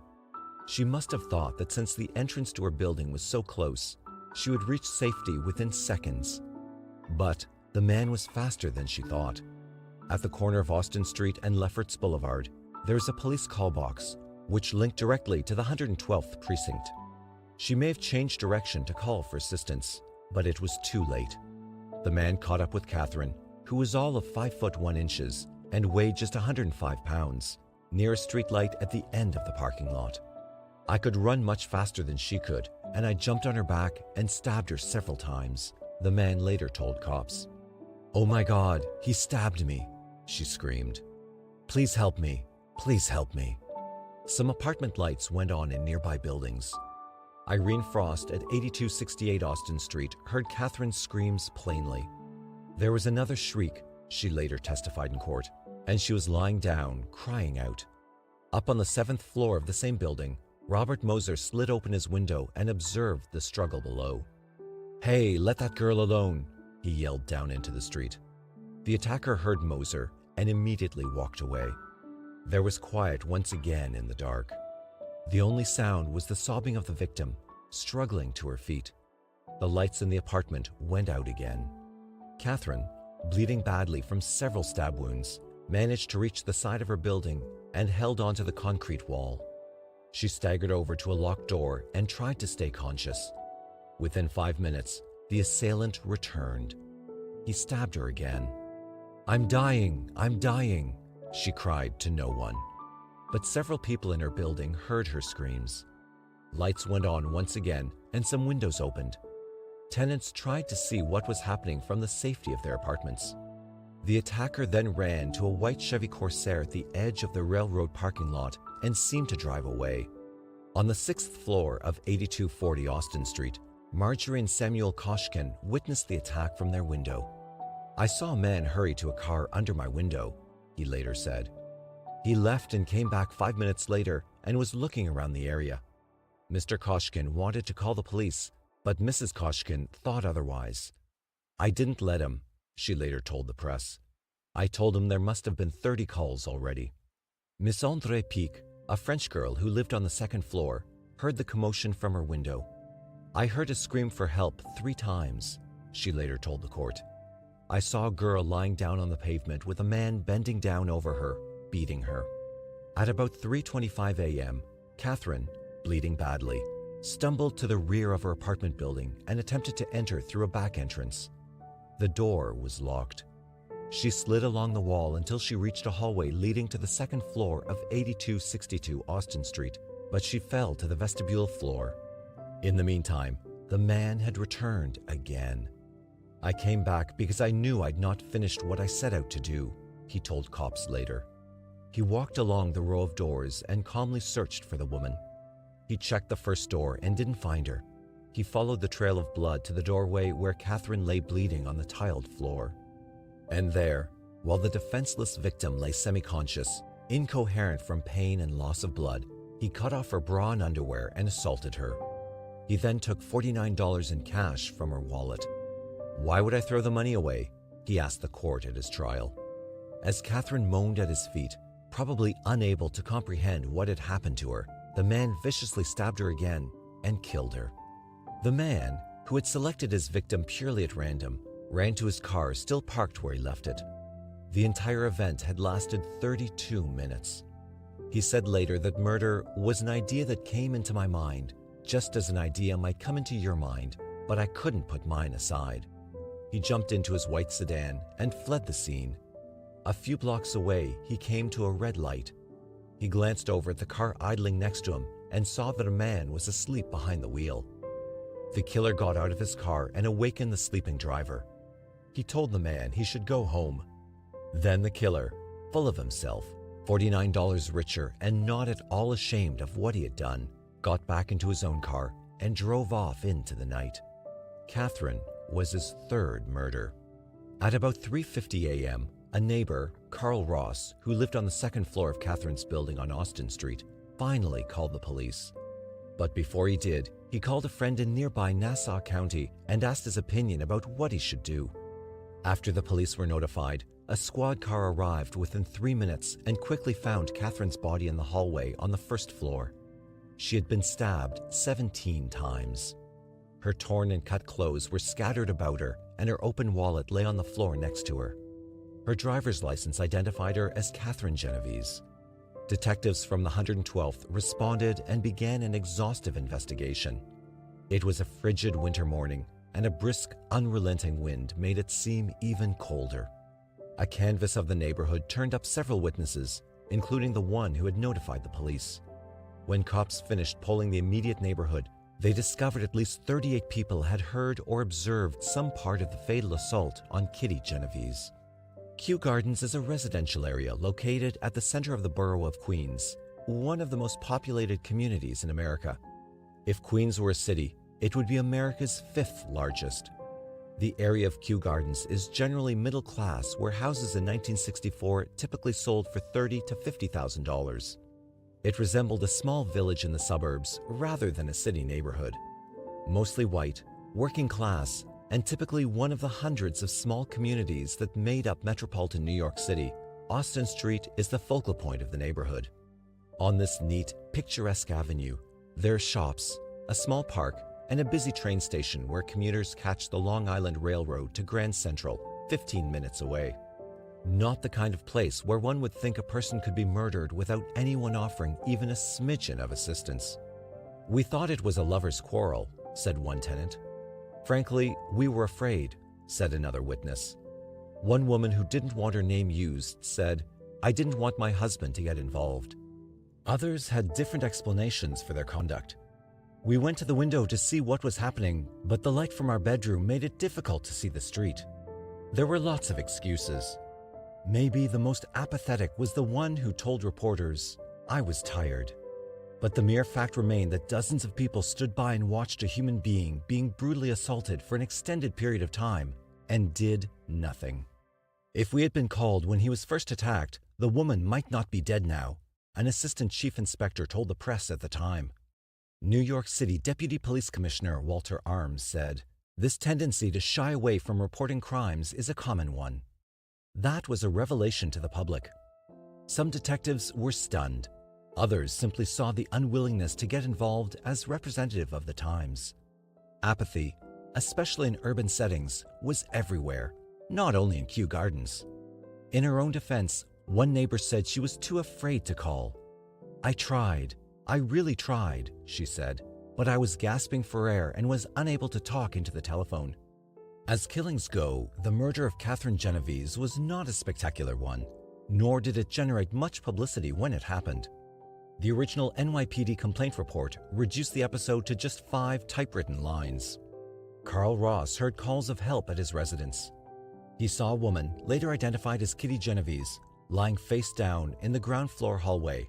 She was taken to Queens General Hospital with multiple stab wounds and pronounced dead on arrival, then taken to the morgue. There were hundreds of killings in New York City in 1964 and 9,360 murders in America that year. A random killing in the street was not big news. The New York Times delegated a few short paragraphs to the incident on page 12. For 2 weeks, it lay dormant and gathered virtually no public attention. It wasn't until March 27th when the Times published its famous 37 Who Saw Murder Didn't Call article by Martin Gansberg that the killing became big news. The New York City media picked up on the wider themes of the event. Camera crews and newscasters descended on Kew Gardens. The press searched the neighborhood for any scrap of uncovered information, no matter how small or insignificant. Kitty Genovese's story began to take shape. During the week after the murder, the 30 detectives who were assigned to the case sifted through the neighborhood of Kew Gardens and Forest Hills. They located a milkman who was able to furnish a description of a suspect. Others also had observed Catherine's killer in the area prior to the murder and were able to add to the description. But it wasn't until 6 days later, when a suspect was arrested stealing a television during a house burglary, that cops had their man, Winston Moseley, 29. Moseley had no criminal record. He was married, owned a home in Queens, and had 2 kids. Slight of build, barely 5'8", with thin features and a brooding appearance, Moseley was a machine operator who worked in Mount Vernon in nearby Westchester County. His arrest report, dated March 19, 1964, lists his occupation as Remington Rand tab operator. He did not seem to be the type of person who committed street muggings or murder, but Moseley quickly confessed to the Genovese killing and 2 others.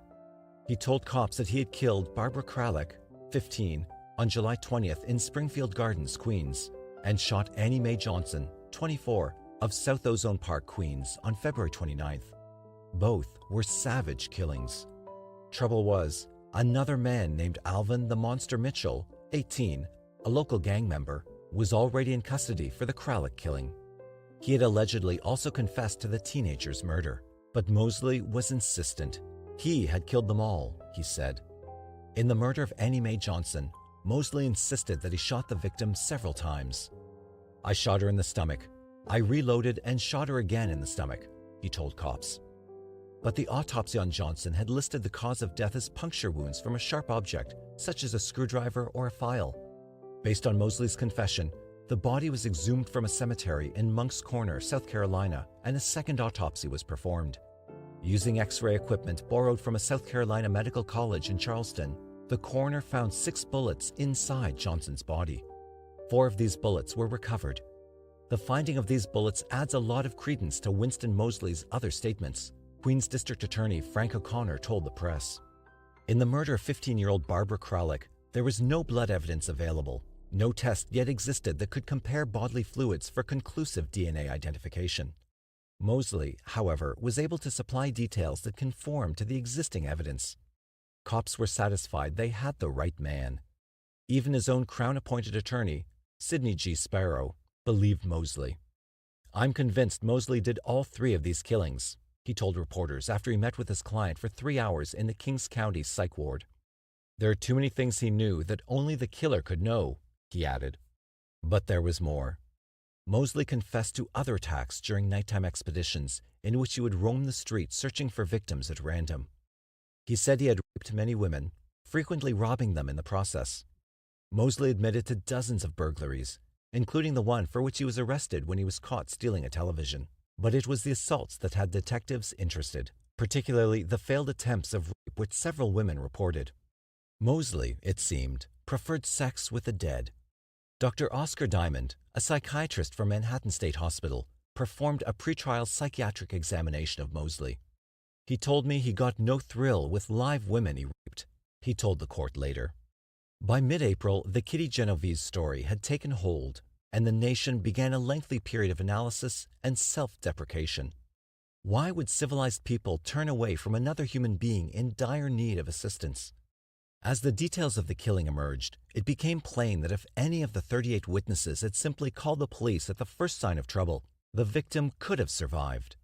The initial stab wounds inflicted may not have been fatal. Timely medical treatment could have saved the life of Catherine Genovese. Were the witnesses really that cold-hearted? People wondered. Some psychologists blamed television for the sad state of affairs in Kew Gardens. In a symposium held in Manhattan's Barbizon Plaza Hotel in early April 1964, psychiatrist Ralph S. Benet said television was at least partly to blame. "We underestimate the damage that these accumulated images do to the brain," he said. "The immediate effect can be delusional, equivalent to a sort of post-hypnotic suggestion." The witnesses became confused and paralyzed by the violence they witnessed outside their window, he explained. They were fascinated by the drama, by the action, and yet not entirely sure that what was taking place was actually happening, he said. That explanation fit in neatly with what some of the witnesses had told police. They claimed that when they saw the disturbance on Austin Street, they imagined it was an argument between a man and wife or boyfriend and girlfriend. None really thought that they were witnessing a real killing. "We thought it was a lover's quarrel," one witness later said. Another neighbor repeated that assertion when he said, "I thought they were some kids having some fun." Others complained of the media attention and said the press made the neighborhood look bad. "These things happen every day all over the world," one neighbor told a reporter. "The stories were only giving us a black eye." Dr. Carl Menninger, a world-renowned psychiatrist and founder of the Menninger Clinic in Topeka, Kansas, also spoke at the symposium. "Public apathy to crime is itself a manifestation of aggressiveness," he told the audience. People turn away for a variety of reasons, including their desire not to get involved. But were people in big cities more apathetic, colder, and indifferent than others in more rural environments? Or was the Kitty Genovese syndrome, as some psychologists characterized it, indicative of society as a whole? One dynamic brought forth was the bystander effect. This theory speculates that as the number of bystanders increases, the likelihood of any one bystander helping another decreases. As a result, additional time will pass before anyone seeks outside help for a person in distress.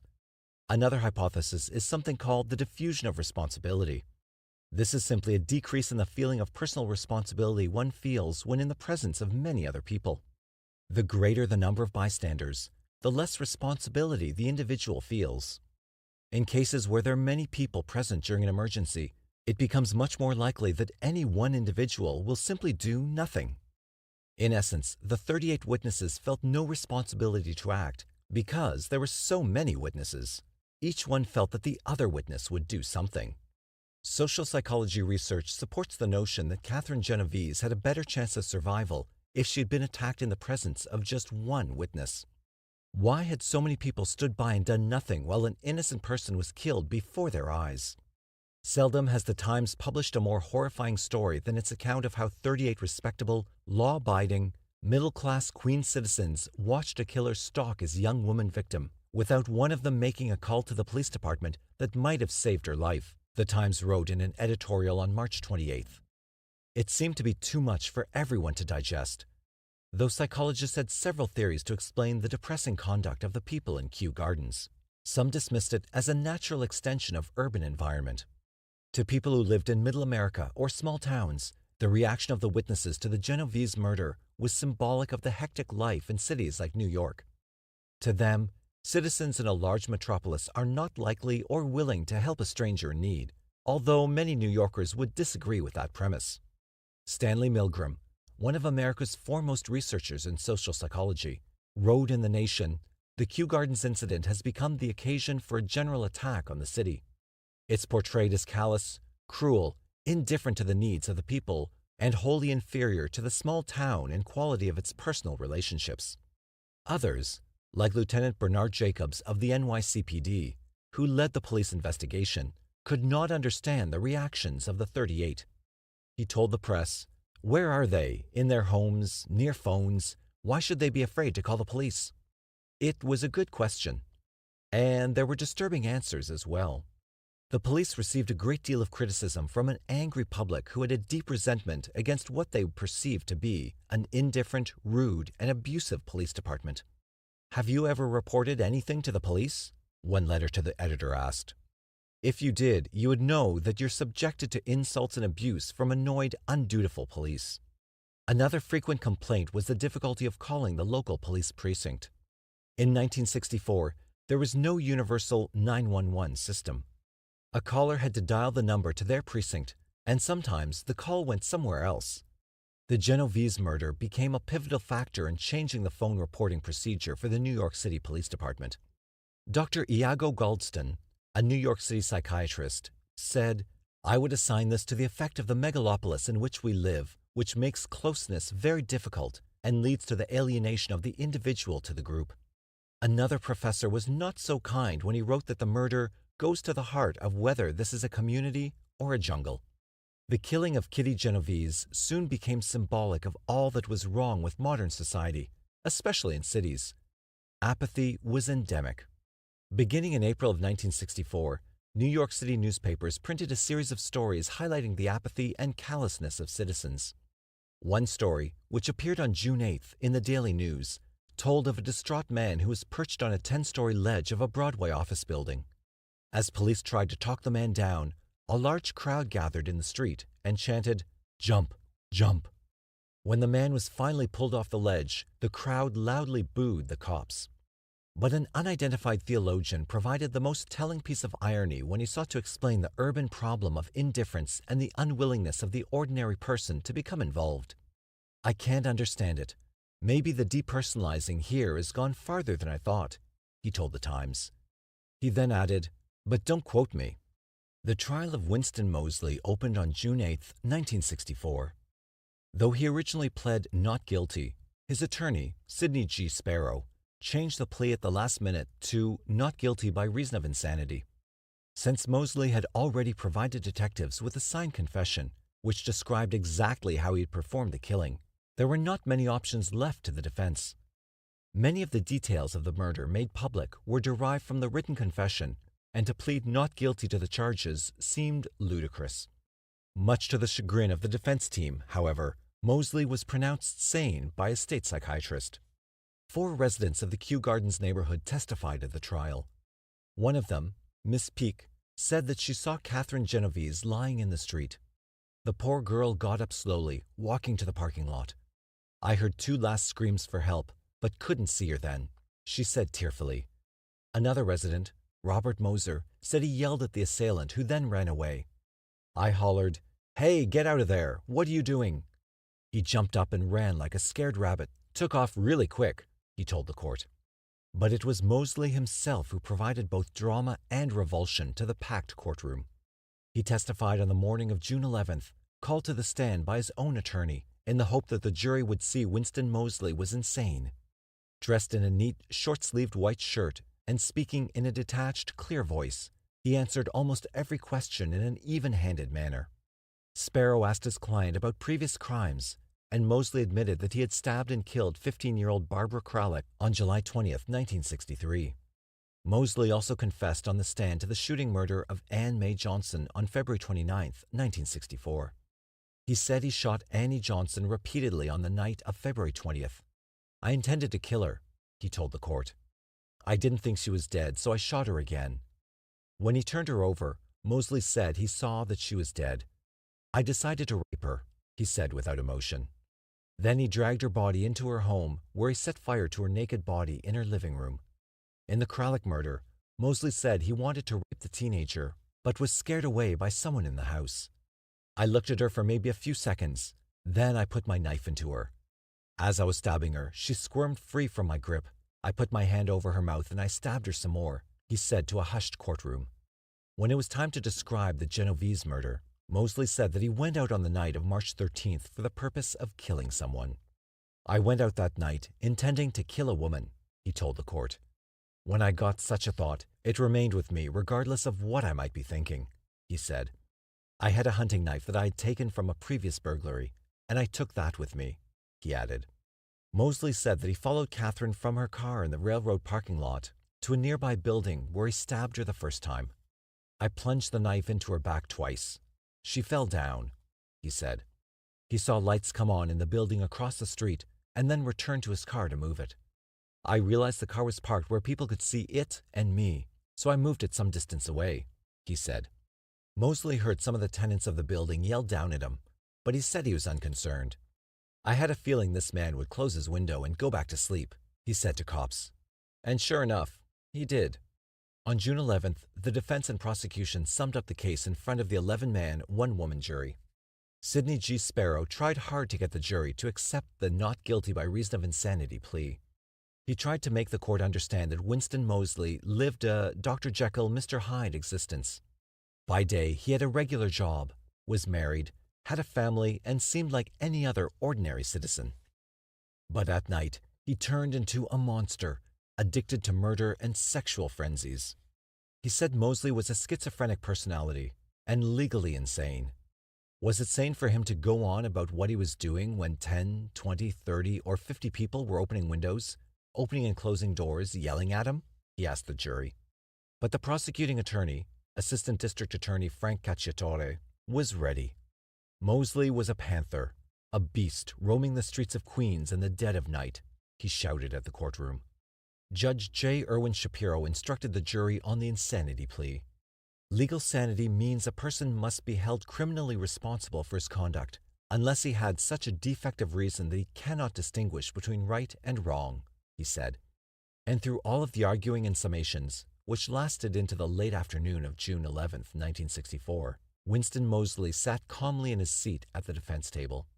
Jury deliberations began at 4 p.m. at the Queens Supreme Court building, just a few minutes' walk from Austin Street where Catherine was murdered 3 months before. By 10:30 p.m., less than 7 hours later, a verdict was reached. Moseley was found guilty of murder in the first degree. He stood motionless as he heard the jury announce its decision. He made no outward signs of emotion. When asked by the court clerk of his date of birth, he said, "I was born on March 2nd, 1935, Manhattan. Graduate of high school, I occasionally go to church." Then court officers took him away. There were only about 10 spectators present when the verdict was announced. Most people thought there would not be a verdict until Monday and had left for the weekend. Conspicuous in their absence was the Genovese family. No one from the family had ever visited the courtroom. "None of us went to the trial, not even Mom or Dad," said Bill Genovese. "We tried to protect the family from the publicity, especially Mom. We hid the newspaper articles from her." On Monday, June 15, 1964, Moseley was brought back to Queens County Supreme Court for sentencing. This time, the courtroom was packed with spectators and reporters. The prosecution was allowed to introduce any matters which they deem relevant to show aggravating circumstances of the defendant's behavior. 4 women testified that Moseley had also attacked them. He had beaten one of them, raped another, and robbed all 4. The testimony was graphic and had an emotional impact on the jury. Life imprisonment isn't that at all. This monster can live to stalk the streets again, pleaded Assistant District Attorney Frank Cacciatore. The jury retired to consider the sentence. A short time later, they announced their decision. "We, the jury, recommend the death penalty," the jury foreman said to the court. The room erupted into loud, spontaneous applause and cheers. Judge Shapiro pounded his gavel to restore order. "I've never seen anything like this. Never, not at such a time," said a veteran court officer to reporters. Once the clamor had settled down and people took their seats again, the judge added his own thoughts. "I don't believe in capital punishment, but when I see this monster," he said, "I wouldn't hesitate to pull the switch myself." When he was arrested in March 1964, Moseley was 28 years old. He owned a house in Queens, was married, and had 2 children. He had a steady job and no criminal record. But Catherine was not his only victim. He committed dozens of burglaries and rapes, which he later admitted to the police and at his trial. "I chose women to kill because they were easier and didn't fight back," he once said. After his conviction, Moseley was remanded to the Department of Corrections and eventually shipped to Attica Prison. In 1967, the New York State Court of Appeals found that evidence of Moseley's mental condition should have been admitted into trial. His death sentence was reduced to life imprisonment. But in 1968, during a routine transfer to a hospital in Buffalo, Moseley managed to overpower a guard and steal his gun. He later took 5 people hostage and raped a woman in front of her husband. The FBI located the escaped killer in a second-floor apartment in downtown Buffalo. A courageous FBI agent named Neil Welsh managed to enter the apartment, and for a nail-biting half-hour, Moseley and Welsh pointed guns at each other point-blank while they continued negotiations. Moseley later surrendered. He was shipped back to Attica Prison, where he became just another lifer. Over the years, Moseley, like a lot of other convicts who realize they may never get out of prison, became somewhat philosophical. Prison, as it presently stands, is an inherently evil place that insidiously and systematically works to destroy imprisoned persons, he said later. He was at Attica in September 1971 when a bloody riot erupted, killing 10 guards and 29 prisoners. "I went through a trial of fire and death," he said in a letter to the New York Times. "The 71 Attica Rebellion profoundly affected me. I vowed right then and there that I was going to get on the right track and make amends for my past wrongdoing." In 1977, Moseley wrote a long letter to the Times, airing his thoughts on his killings and life in prison. As for the Catherine Genovese murder, he said, "The crime was tragic, but it did serve society, urging it as it did to come to the aid of its members in danger or distress." The Times, apparently seeing something profound in Moseley's words, saw fit to publish the entire article in its op-ed section under the alluring title, "Today I'm a Man Who Wants to Be an Asset," on April 11, 1977. The story spanned 4 columns, replete with graphics and Moseley's own description of a different and constructive multiple killer. "The man who killed Kitty Genovese in Queens in 1964 is no more," Moseley wrote. "Another vastly different individual has emerged, a Winston Moseley intent and determined to do constructive, not destructive things." Moseley realized he had become eligible for parole, and he began a concentrated effort to gain release from prison. He read books from the prison library and, using taxpayer funds, was able to enroll in a college program. In the late 1970s, he became one of the first inmates in New York State to earn a college degree when he received a BA in sociology from Niagara University. He wrote letters to newspapers and continued his campaign to obtain a parole. During the period of 1984 through 1995, Moseley appeared before the State Parole Board 6 times. His appearances were marked by his bizarre, self-serving comments to the panel, and he frequently assumed the role of society's victim. For a victim outside, It's a one-time or 1 hour or 1 minute affair, but for the person who's caught, it's forever, he said in 1984. People do kill people when they mug them sometimes, he added. At one parole hearing, Moseley claimed he had written a letter to the Genovese family to apologize for the inconvenience I caused. The Genovese family strongly denied receiving any such communication, nor did they wish for one. In 1995, at the age of 60, Moseley thought he had found a way out of prison. He appealed to a federal court to give him a new trial because he claimed that his attorney, Sidney Sparrow, had a conflict of interest during his trial. Sparrow had once represented Catherine Genovese on a minor gambling charge, and, therefore, Moseley surmised, he could not represent him when he was accused of her murder. This time, however, the Genovese family did attend. All three brothers, Vince, Frank, and Bill, who lost both legs in 1967 during the Vietnam War, and a sister, Susan, were there. It was tough to hear it all again, said Bill, but it was tougher on Vince, who testified. Sparrow, then 82 years old, also attended the hearing and later said that Moseley was a liar, trying to get out of prison any way he can. On November 13, 1995, a federal judge denied Moseley's request for a new trial, saying that Sparrow in 1964 gave Moseley effective, competent, and capable counsel under difficult circumstances. He was returned to prison once again. For the families of murder victims, there is never closure, only a periodic respite from the sorrow that once dominated their lives. A long time has passed since the murder in Kew Gardens, but in many ways, it's still recent for those who loved Catherine. From time to time, the press still calls on the Genovese family. I was consulted in a project for the History Channel, said Bill, the ex-Marine and Vietnam veteran. He lost his legs in combat on a Friday the 13th, the same day that Catherine was killed, but 3 years later. See, they're going to do the story anyway, so we might as well cooperate, he said. Vince nodded his head in agreement. At least we have some measure of control if we cooperate, he said. Of the 38 witnesses, the family had little to say. It was shocking, devastating, awful. Our sister could have been saved, Vince said. I don't know who they are even. I didn't want to talk to any of them. The witnesses, however, and their failure to take action on the night of March 13, 1964, will never be forgotten. In the past 4 decades, Catherine's murder has been absorbed into the vast psychological database of human behavioral science to be studied, analyzed, picked apart in classrooms, and written about in college textbooks. But that development intends no disrespect for her death.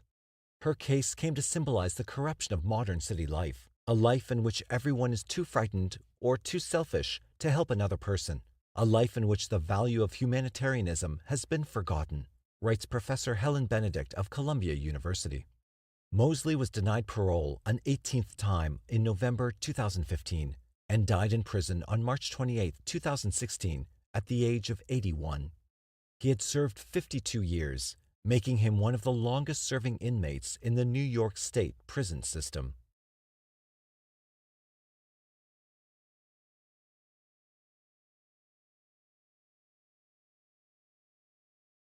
Ray and Faye Copeland aren't the only husband and wife killers, but they may be the most bizarre.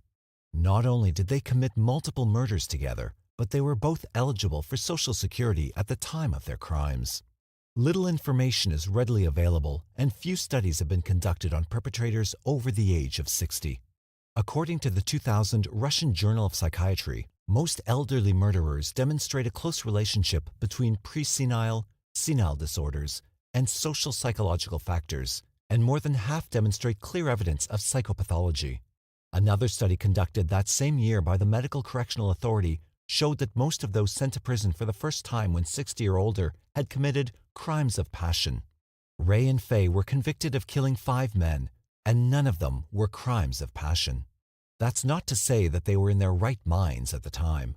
Perhaps by looking at the complete picture, we can get a better understanding of what drove them to kill. On August 20th, 1989, the Nebraska Crime Stoppers hotline logged a call from 57-year-old Jack McCormick. He had recently moved from Missouri, where he had witnessed several events that made him fear for his life. He had worked on a farm for an elderly couple named Ray and Faye Copeland, who would use drifters to commit crimes involving the sale of livestock. In the beginning, he was unaware of the illegal activities, but he eventually realized what was going on. McCormick said Mr. Copeland eventually became aware of his suspicions and tried to kill him, which is why he fled. As the conversation came to a close, McCormick mentioned that he had seen several human bones on the farm. Nebraska authorities, while somewhat skeptical of the story, notified detectives in Missouri.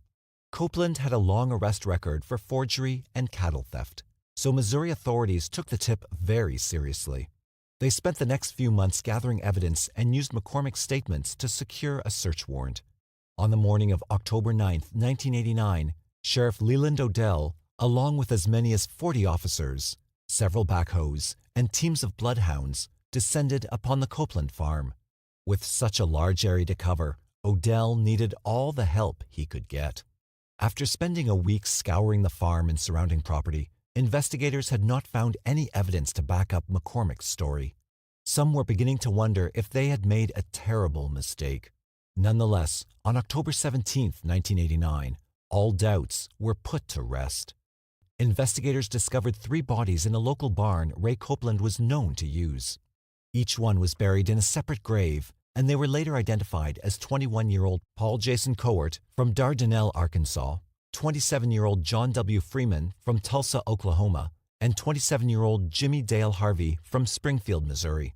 All 3 had died from a single gunshot wound to the back of the skull. The following week, investigators searched another barn Ray was known to use. More than a dozen deputies and volunteers spent several hours removing 2,000 bales of hay, which was stacked ceiling high. Investigators discovered a body wrapped in black plastic beneath the barn floor. The victim had also been killed by a single gunshot to the back of the head. He was later identified as Wayne Warner, age unknown. During a search of Ray's home, investigators seized a .22 caliber Marlin bolt-action rifle. According to the Kansas City Star, ballistic tests later revealed it was the weapon used in each murder. Investigators also discovered a handwritten list of farm helpers in Faye's writing. 12 of the names had scrawled X's by them. 5 of those men turned up dead, and investigators suspected that the others, who turned out to be missing, were also dead. In addition, they also found a quilt which Faye had made from the clothing of the murdered men.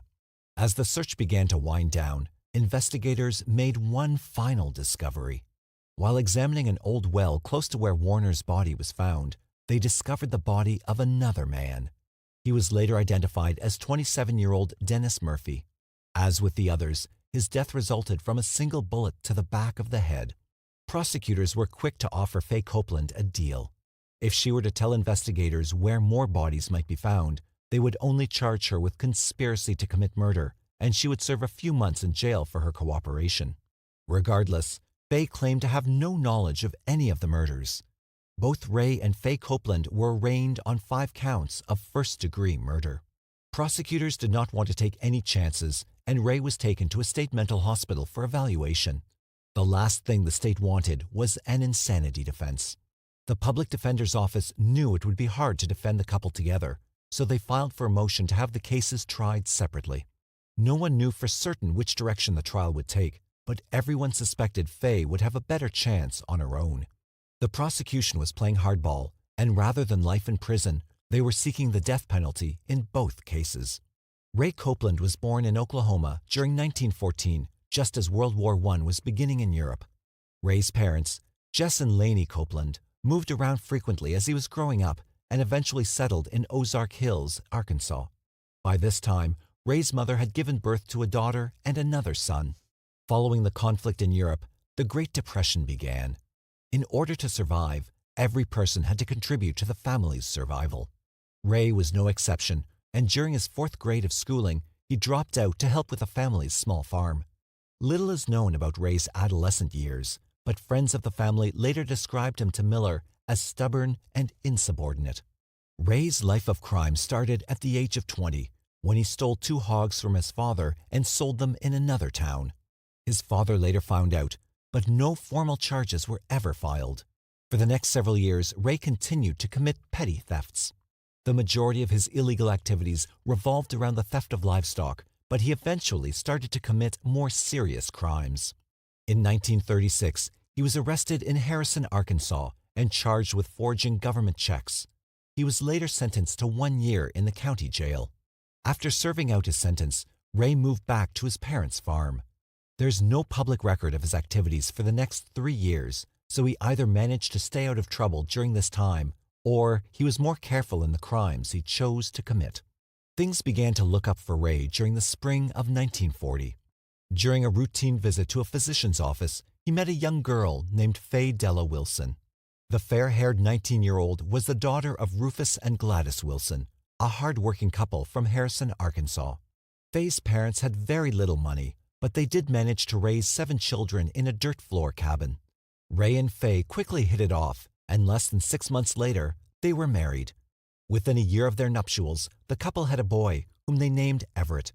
2 years later, Faye gave birth to another child, Billy Ray. In 1944, Ray decided to move his growing family to Fresno County, California. The following year, the couple's first and only girl, Betty Lou, was born. 2 years later, in 1947, the couple's third son, Alvia, was born. In 1949, Ray was accused of stealing horses from a local farmer. No charges were filed, but Ray's reputation was severely damaged. Later that same year, Faye gave birth to the couple's 5th child, William Wayne. Due to suspected horse thefts, Ray was unable to find steady work, so he eventually moved his family back to Arkansas.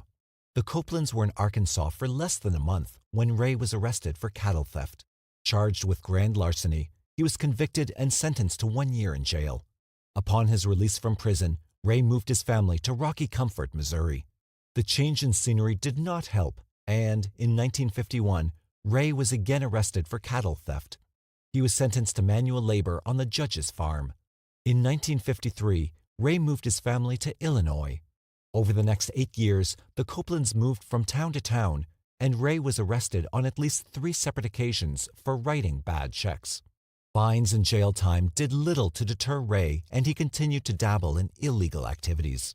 In 1961, Ray paid for 20 head of cattle with a $2,960 check.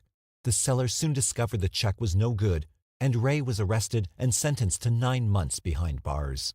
Directly after his release, Ray passed another bad check during the purchase of 19 head of cattle. He was again arrested and sentenced to another 9 months in jail. After his last stint in jail, Ray finally came to the realization that something needed to change. He was spending more time as a prisoner than he was a free man. Unfortunately, rather than change his actions, he ultimately decided he needed to change his methods. He needed to formulate a new game plan, and he decided to go straight until he could figure out the details. During the summer of 1966, Ray decided it was time to move once again, and he took his family to Missouri. The following year, the Copeland clan purchased a small farm with 40 acres of land. They paid $6,000 for their new home, which was located in Mooresville, Missouri. They were in desperate need of money, so Faye took a job at Midwest Quality Gloves Corporation. Over the course of the next several years, many of Ray's neighbors began to loathe him. They viewed him as a penny-pinching old man, and several suspected he beat his wife and children. His wife and kids would verify these suspicions many years later. Ray had a keen eye for cattle, and he knew a good deal when he saw one. His only problem was he never had any money. As the old saying goes, it takes money to make money. So by the early 1970s, Ray began working out the details of his new plan. He knew he could not continue writing bad checks. He never got away with it in the past, and the last thing he wanted was to be sent back to jail. His arrest record was long enough, and another arrest could send him away for a substantial period of time. No, he knew he could not risk doing that himself, but then he wondered if he could convince someone else to do it for him. Someone no one knew, and someone who could disappear without rousing any suspicion. The plan needed some work, but he was certain he had stumbled onto something feasible. Once Ray worked out the details, he began showing up at cattle auctions with hitchhikers and drifters. The two men would sit on opposite sides of each other during the sales, and Ray would signal whenever he wanted a particular group of livestock. When it came time to complete the purchase, Ray would have the man write out a check from Ray's book and sign his name to it. The check would eventually bounce, but by then, Ray would already have sold the cattle. When law enforcement confronted him about the checks, Ray would pretend to have no knowledge of the sales and would proclaim his innocence by pointing out the signatures on the checks were not in his handwriting. Hence, no charges could be filed against him. The scam was not very sophisticated, but surprisingly, he was able to pull it off dozens of times. Ray used several different drifters, and all of them would disappear after the sales. Ray felt he had formulated the perfect plan, but he did not count on the determination of local law enforcement to prove his involvement in the cattle scams. Investigators eventually caught up with one of the drifters. The man, Gerald Perkins, was cooperative with detectives, and he provided them with a detailed account of Ray's schemes. Ray was quickly arrested and ended up serving almost 2 years in jail for check forgery.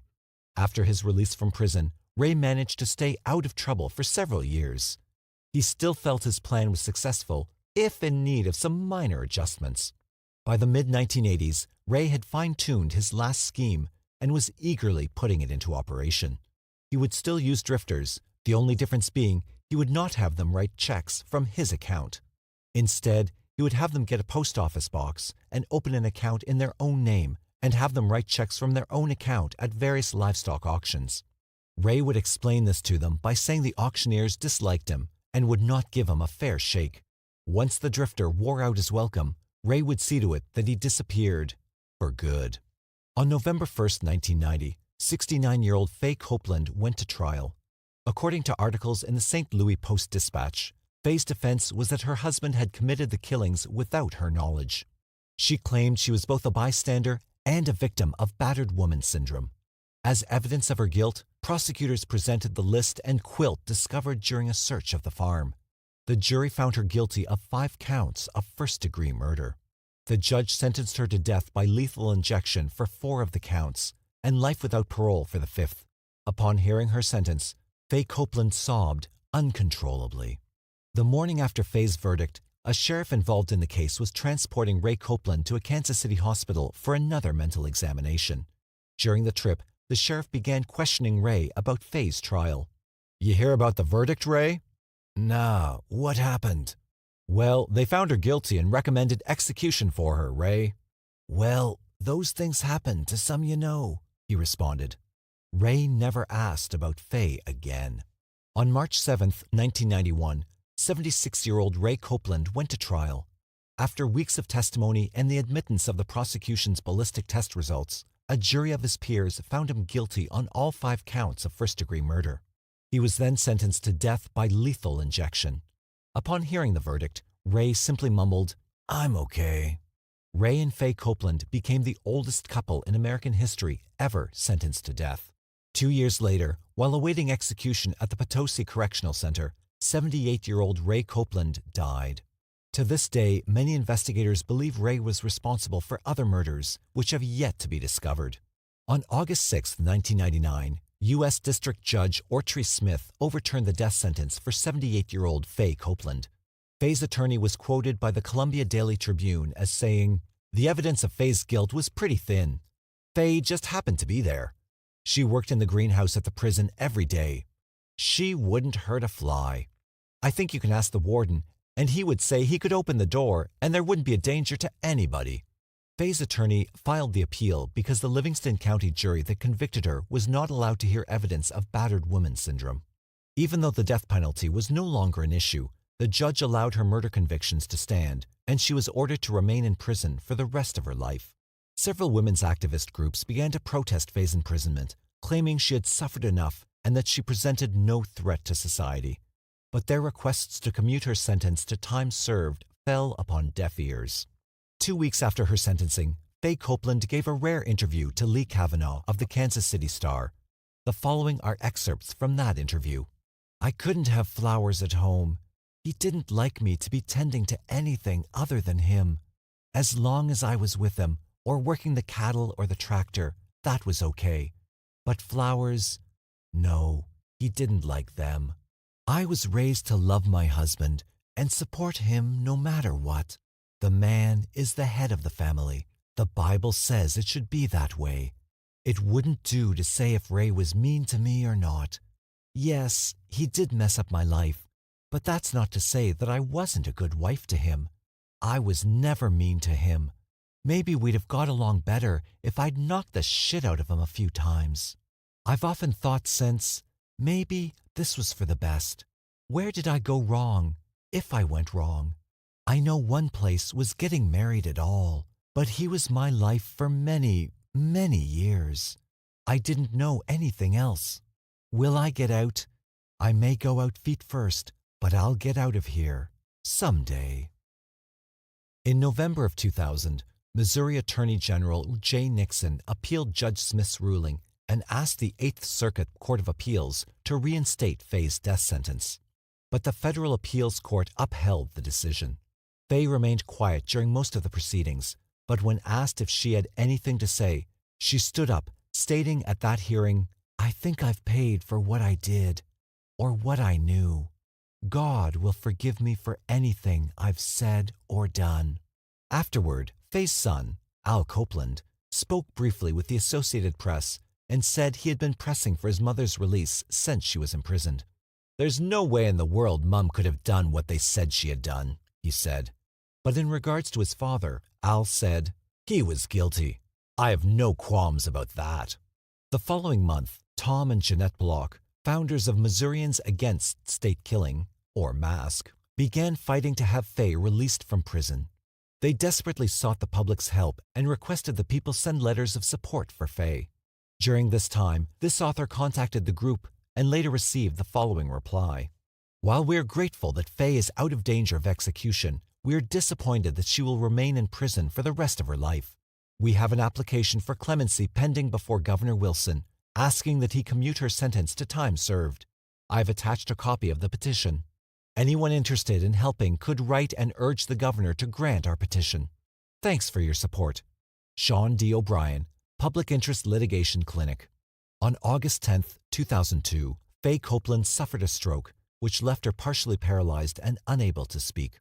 Weeks later, she was paroled to a nursing home in her hometown. The following year, on December 30, 2003, 82-year-old Faye Copeland died at the Morningside Center nursing home from what Livingston County Coroner Scott Lindsay described as natural causes. Faye finally gained freedom, even if it was feet first.